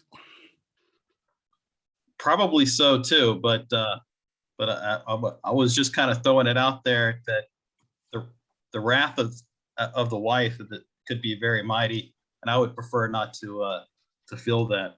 All right. Do we have a council? It doesn't have to be right before a council meeting. No, let me look at the calendar here. I mean, that's a regular council meeting on the 14th. So if everybody's going to be out to dinner with their wives or husbands. I'm not. It's first night of golf season or first afternoon. So we need. I like sleeping not on the couch personally. That's just me.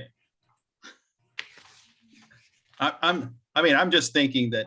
I mean, hey, I understand that we've got a regular town council, but I mean, I guess I would like to try to. Okay, I understand that. I mean, like I said, we've been studying this since 2007. So what's the hurry, right? So, so let's move it to the 28th. Well, another suggestion, Mayor, is that the development committee meeting on the 24th begins at 5 o'clock. If we're done in an hour, we could have them at 6 o'clock. I don't know if that's feasible or not, but what do you think about that, Alex? It'd be tight. We just have to be kind of thoughtful and determined to get through it, but I think it could be done. Well, I'm fine with that. If y'all, y'all the ones that know how much time it's going to take on both of those issues. Yeah, I'm good with that. I think the DFI meeting will probably take about an hour.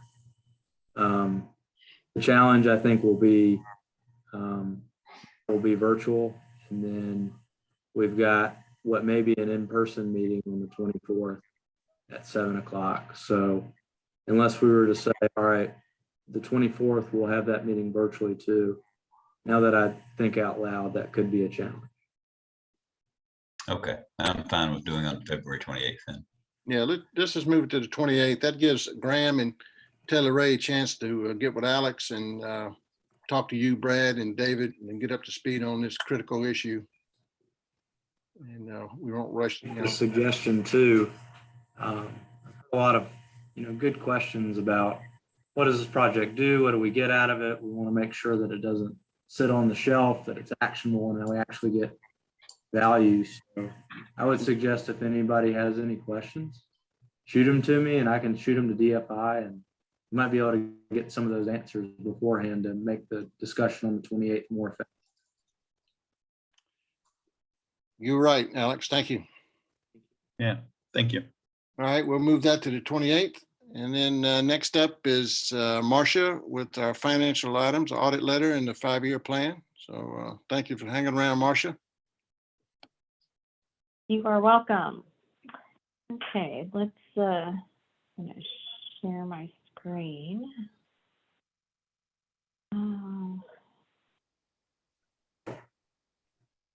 I think everyone probably read the letter, and for those who were in the December meeting, or not at the December meeting, I am going to kind of go through the items one by one. Actually, it was in November. I keep saying December. It was on November 22nd. Our auditor came, Emily Mills from Potter and Company, and gave a report on the audit. During our report, unfortunately, we had 3 significant deficiencies in the audit report. While it was still not anything that was going to impact our financial statements, the auditor, since they did find a few things, they had to write it up. And the requirements, which I put in the packet to council, talked about what our requirements are as a town to address each of these deficiencies and send a letter into the LGC. So the first of the deficiencies, very quickly, it had to do with 2 signatures on a check, on each of our checks.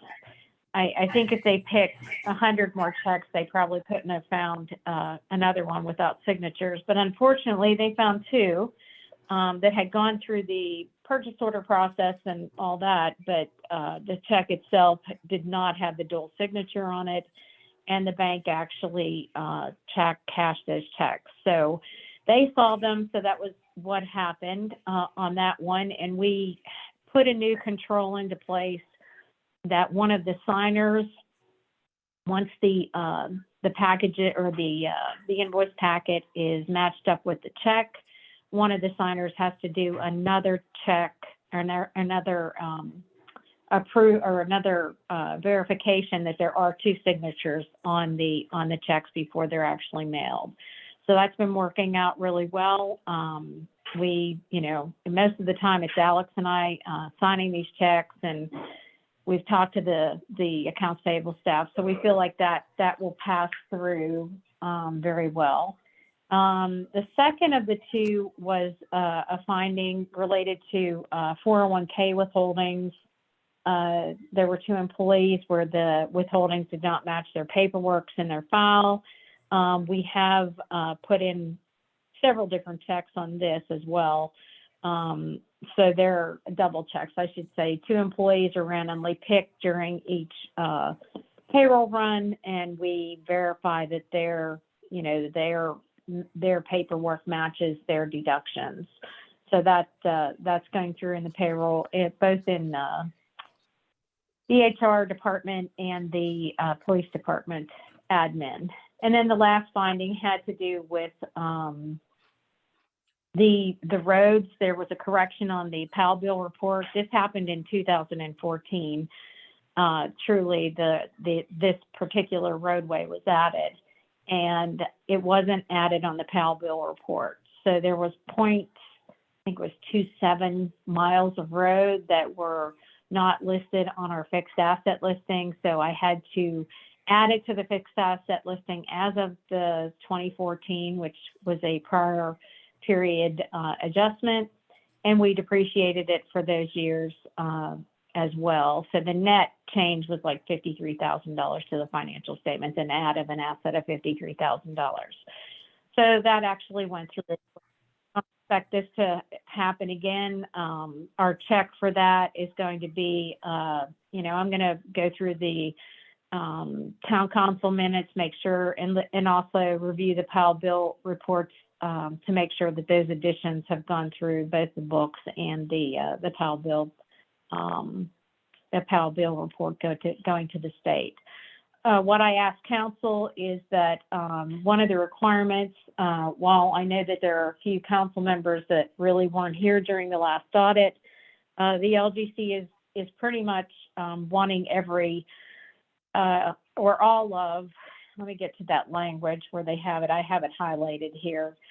Signatures of members of the governing body. A majority of the governing body members are required to sign the response to the LGC, but LGC staff recommends that all the governing body members, which would be all of council, the mayor, the unit manager, and the finance officer, sign the response. And like I said, while I realize that some of the council members may not really know, they're aware of the issues, that truly is the only thing that the LGC is looking at, is that all members on the governing body are aware that there were deficiencies and also are aware of the remedies being made to correct those deficiencies. So I'm asking that all council members do sign and the mayor sign the attached letter.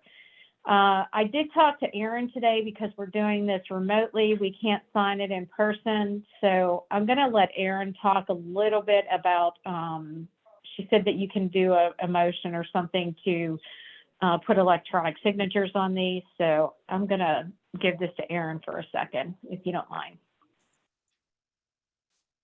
Mayor and council, we just chatted about you guys giving permission for us to use your electronic signatures on this document, given the state of affairs with COVID and everyone right now. If you are agreeable, if you can verbally state that you're okay with us using your electronic signature, we will place those on there. And then I will also send an affidavit as the clerk that was done in open session. All righty. And you want to go down to do roll call? Sure, absolutely. District 1 Hall, do we have permission to use your electronic signature on this document? Yes, you do. District 2 Shoal, Yes. District 3 Drake, Yes. District 4 Grooms, Yes. District 5 Ayers. Aaron, can I ask one question before I give my permission? Sure. We just recently went to a new payment system back in December, and I know that caused at least some issues. I'm assuming that's an electronic system. So is the 401 discrepancy and potentially similar type discrepancies, did we get improvements and validation with the new system that just went into effect? I'll let Town Manager Sewell or Ms. Gross answer that question. Okay. I believe so, yes. I mean, and I'm going to say that pretty strongly. The system that we've moved to is with Dominion Payroll, and their systems are very different than Southern Software. Southern Software is one that while it's a good system used by many counties, I can tell you from a chief financial officer position that there are some hiccups in the software, and it's not easily, but there are some changes that happen in there sometimes, and you're wondering how it happened. So I'm going to say that going to Dominion Payroll is a very positive move, that when you put the data in, you know that there isn't going to be any change to it unless you go in and change it. And like I said, I don't want to put any doubt into any minds that, some of these other things happen, but it's a software that I personally am not completely fond of, but I haven't found discrepancies in financial reporting, but I have put data in. I'll do journal entries and they kind of disappear, and it's not that they disappear before, it's just before the posting. You just don't know where they went, and it didn't post the data to your thing. So then you call them and they find the the one that's hanging out there and they get rid of it. But Okay. I don't want to put out, but Okay. this system is a positive. And my second question on that is, do we have employees entering data on paper and then we have to add that to this payment system, or do they get an online portal where they're able to go in and update it directly?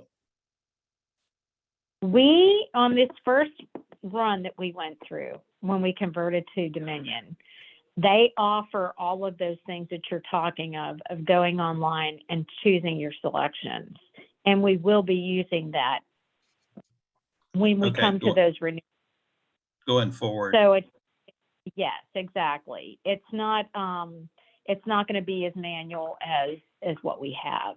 So I have a lot of confidence. I mean, I've done a lot of, I've worked on a lot of systems before, and this one is, I think that this is a very positive move. I think this is one of the best things that the town has done, really. Okay. I mean, technology wise. And I just wanted to ask the question, knowing that we did have at least one problem identified, and this was tied to this, making sure that we didn't take a problem that existed in the old software and just pick it up. We fixed it in the old software and maybe didn't pick it up and it get moved over to the new software. That was kind of where I was going with that. Okay. Double check. I mean, that was something that, when you never want to get written up in an audit, right. Number one, you're going to make darn sure that you're not going to get written up again for the same problem. So you're going to put those balances in place. So, at least that's the approach I take. You can catch me once, but I'm not going to do it twice, Okay. I just wanted to ask the question, just simply because we did have that one issue. Okay. Exactly. So Aaron, with that answer, I'm okay with my signature being digitally added. Thank you, Councilmember Shaw. And District 6, Councilmember Richardson. Man, you just insulted David. Yeah. Yes, I'm not going to Oh, say. I'm sorry. Did I say Shaw? My apologies. Ayers. Councilmember Richardson, I believe you said yes, correct? Yes. Thank you. Okay. So, Mayor Dunn says okay, good. We'll put those signatures on and I'll get that submitted. We had 60 days, as I stated in the correspondence, so we'll get that in this week. It does go in electronically, so I go onto their website and just upload the file once it's all signed. So it will be done this week. Thank you. I guess I'm just going to move on to the next topic, which is the 5-year plan. Let me pull this up.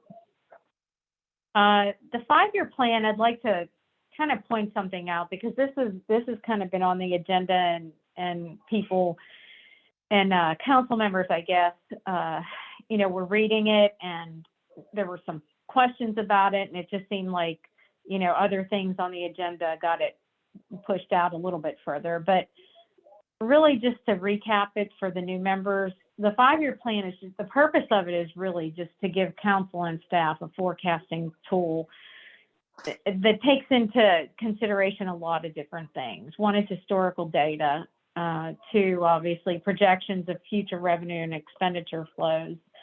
It considers long-term planning for capital expenditures, or CIP. It looks at the objectives and the council priorities, and tries to put them in the plans to make sure that we're taking care of those. And also other regulatory items, and really, like if you have a property revaluation, or, things change, obviously, with some type of, sales and use tax or something like that, something that would change the values you get, you try and take those into consideration as well. And then obviously the objective tonight is to get the plan approved by council. But I do want to point out that approval of this plan, there really is no action behind it, other than showing, or really stating that council has seen what could happen based on the assumptions that we've put in the plan. we've made, these are, you know, assumptions that you make, and these are projections, which are really just guesses at the future revenue flows and expenses. So when you look at it like that, I'm not saying this is a crystal ball that this is definitely going to happen, but if in fact our expenses grow at the rate we think they are, or our revenues grow at the rate we think they will do, this is what would happen to the fund balance, given, you know, we're not considering ARP money coming in or anything like that, because it's, you know, it's kind of committed money when it comes in. So when you look at this plan, please just look at it as an estimate of what will occur. And when you approve it, you're not approving that we spend this money or that we do any of it, because spending that money would require budget amendments. And also, you know, we're going to be coming up to budget cycle for next year. There's nothing that's been approved to spend for next year at all until we pass that budget. So look at it as a plan and a tool and something to somewhat forecast what the town might do in 5 years if we spent the money on the projects identified on the CIP and we kept the tax rate constant for, you know, the next years. So with that said, I'd like to go to the plan itself. There were a few things in here that I wanted to point out, really, which were the growth rates that we assumed during all of this. Hey, Marcia, it's Alex. We're still looking at the screen with Ms. Edmondson's letter. Can you pull up that 5-year plan, please? Okay. Thank you.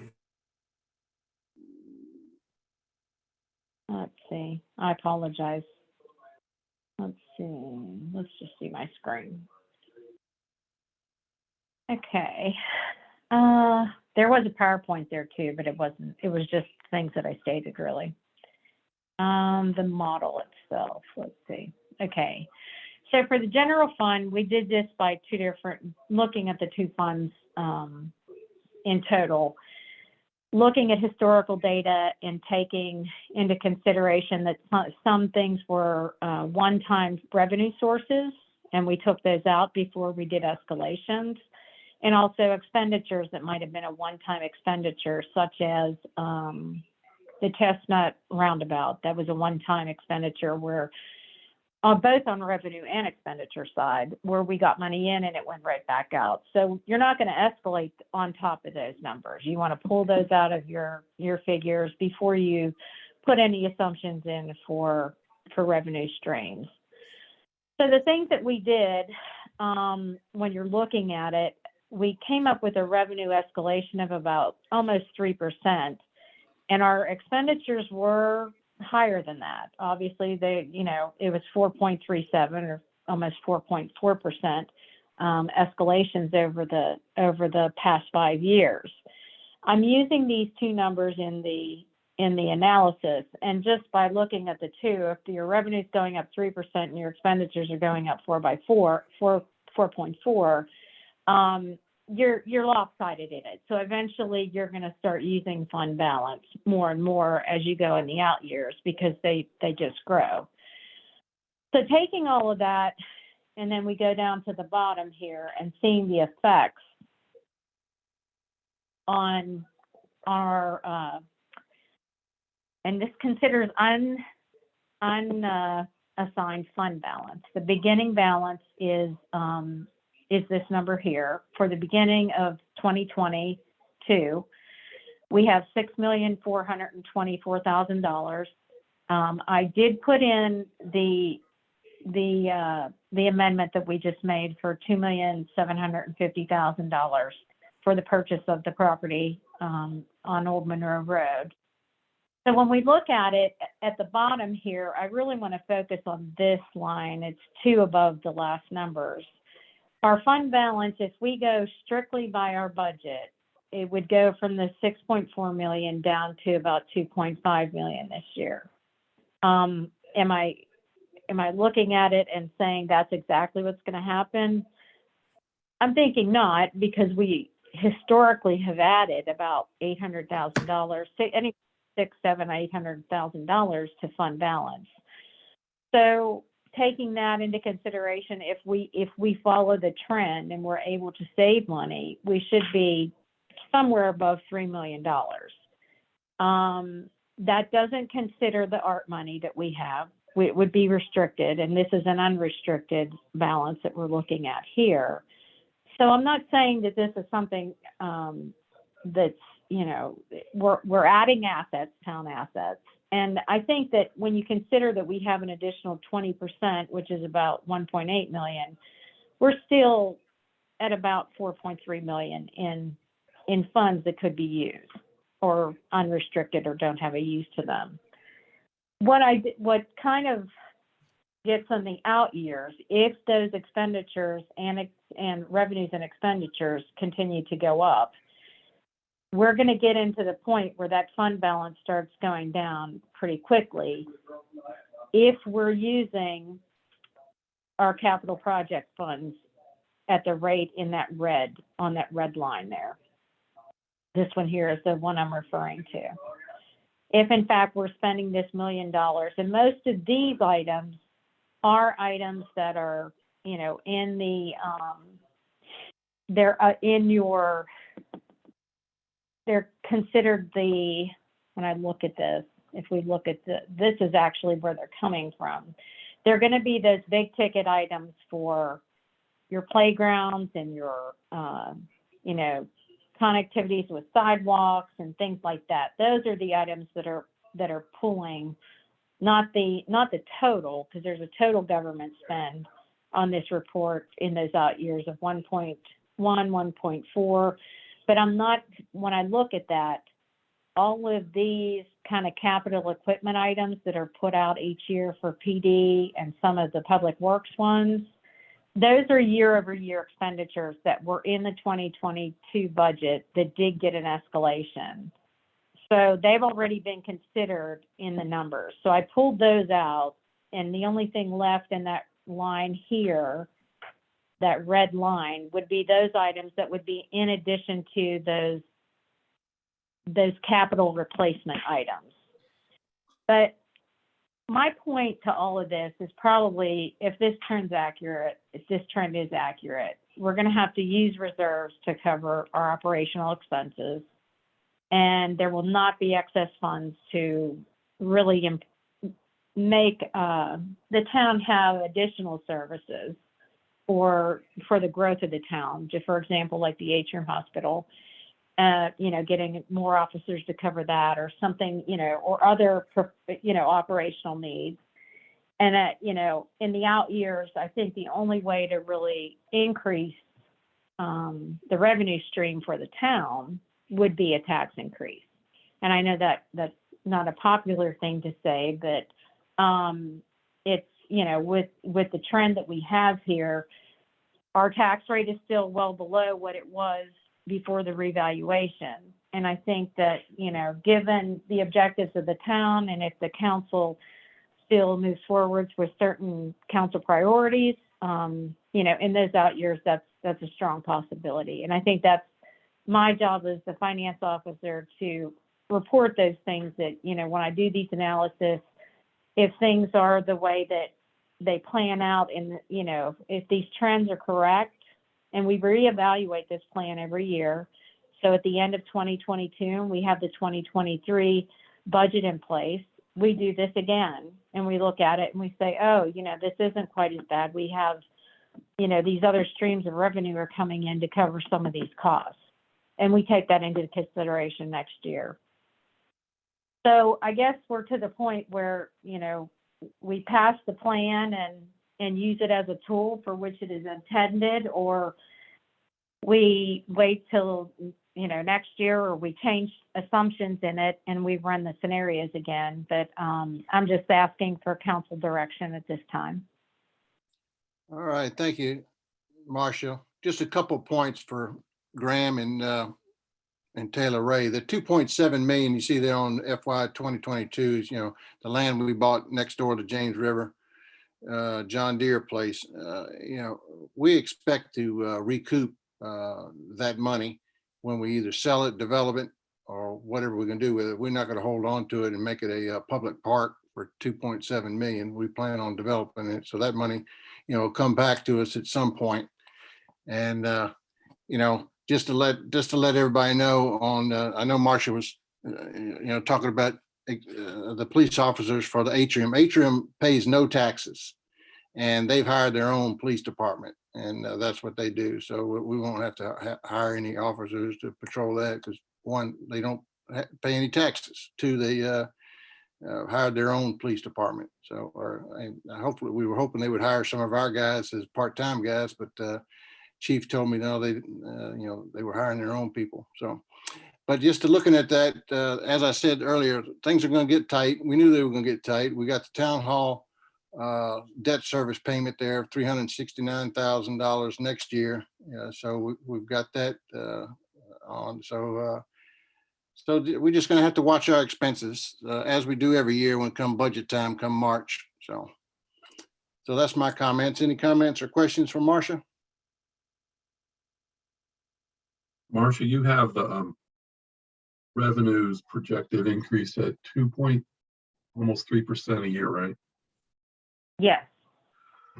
Does that at all take into consideration the projects that are going to be coming online in the years in the future, where they go from, a minimal tax value to a fairly, high valued tax value? Yes. What it did was this particular year for us, we took our tax base when we did our budget.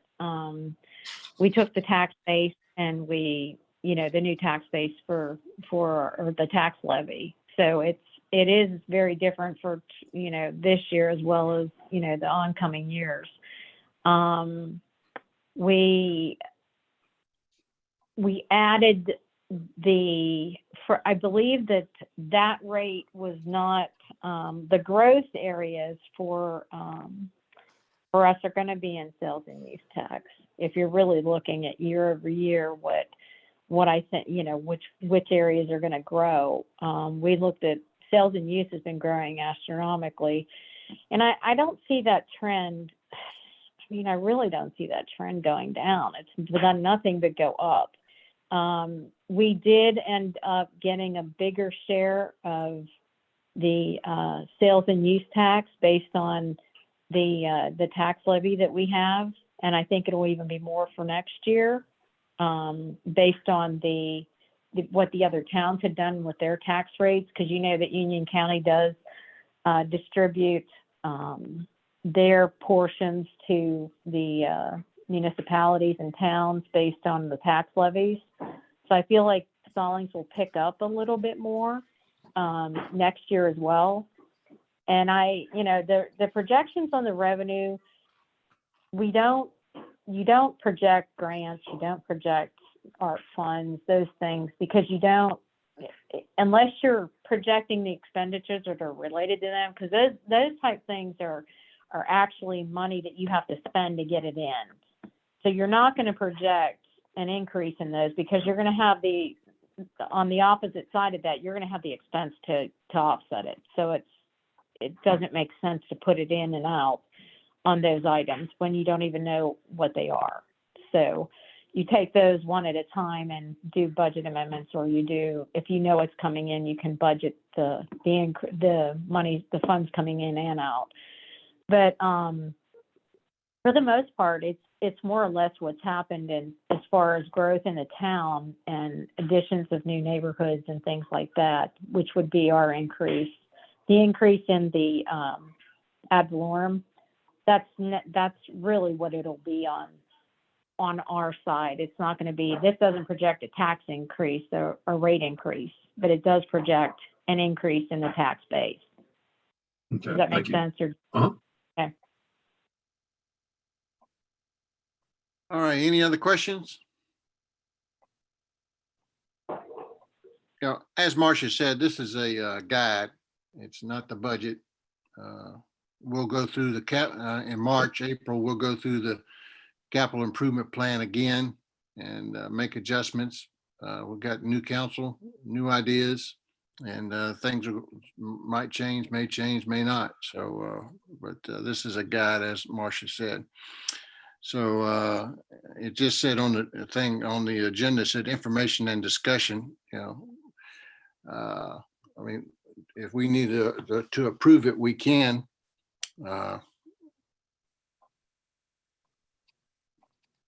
Marcia, is that what you're asking for?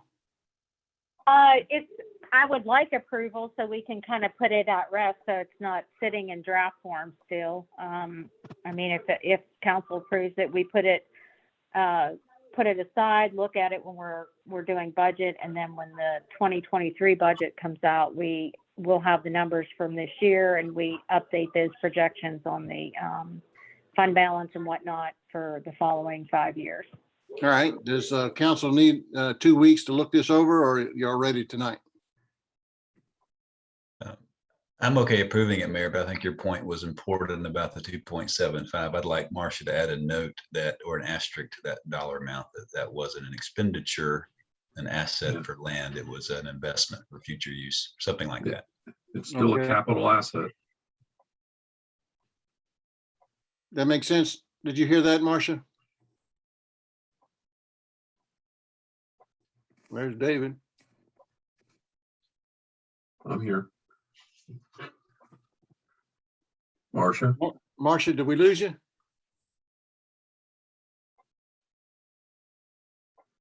Must have lost her.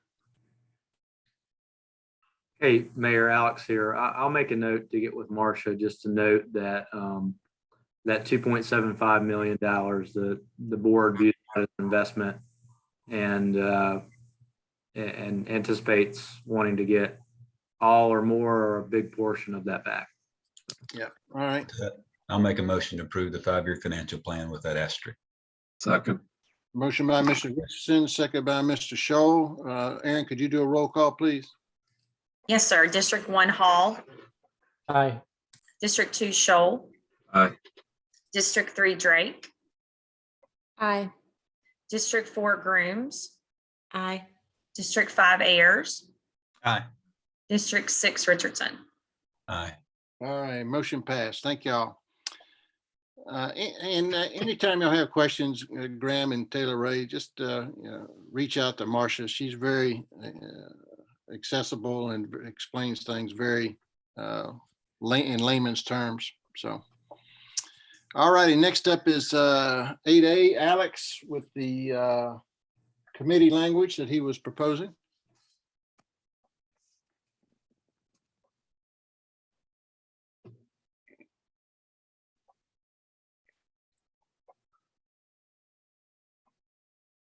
Thank you, Mayor. You should all see the rules of procedure for remote meetings of town council in front of you. You can see in red here the added language. It's a total of 8 words in total, so not a major addition. Basically what this does is it's adding subcommittee meetings for conditional zonings for the virtual meeting schedule to allow us to do those in the future when appropriate. When this policy was initially drafted by the town council, it was mainly handling subcommittee meetings through the development agreement process. However, that has changed substantially, and future subcommittee meetings will most likely be for conditional zonings and not for development agreement processes. So this change simply acknowledges that reality. All right, thank you, Alex. Any questions for Alex on this?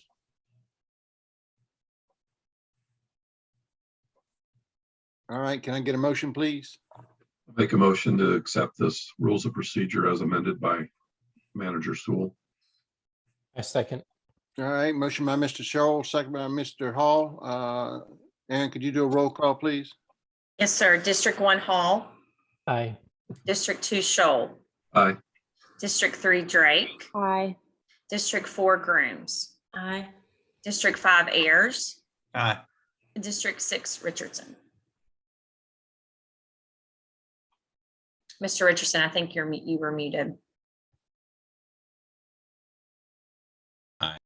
Thank you. All right, motion passed unanimously. All right, thank you. Next up is Alex on the Well, what we need to do is authorize staff to spend $9,000 on the, based on Union County's recommendation for the 3P utility redesign. Is that correct, Alex? Yes, sir, that's correct. And I just want to confirm that I still need to get county final confirmation that they're good with that agreement. But we would be spending $9,000 for design, but recouping that hopefully many times over with the estimated construction reduction in costs. So what do you need tonight from us? Just a motion to go forward? Yeah, just authorization to spend that $9,000. Marcia, please make a note. We may need to do a budget amendment in the future on this. And to kind of proceed if money's agreeable. All righty. Questions for Alex on this? All right, can I get a motion, please, for authorized town staff to spend $9,000 on the 3P utility redesign? So moved. Yeah, second. Motion by Mr. Scholl, second by Mr. Richardson, Mr. Richardson. Aaron, could you do a roll call, please? Yes, sir. District 1 Hall, Aye. District 2 Shoal, Aye. District 3 Drake, Aye. District 4 Grooms, Aye. District 5 Ayers, Aye. District 6 Richardson. All right, the ayes have it unanimously, so thank y'all. All right, I need a motion to go into closed session pursuant to North Carolina General Statute 143-318-11A56 for parcel 07129315132 Stallings Road. I move that we go into closed session. All right, motion by Mr. Hall, second by Steve. Stephen Ayers. All in favor, say aye. Aye. Aye. All opposed? All right, Graham and Taylor Ray, we sign off and we go into that other Zoom call. There's a second one from Aaron. Yeah, I'm gonna pull it up now. I'm looking for it in my email. All right, so we'll see you in a second. Leave this meeting.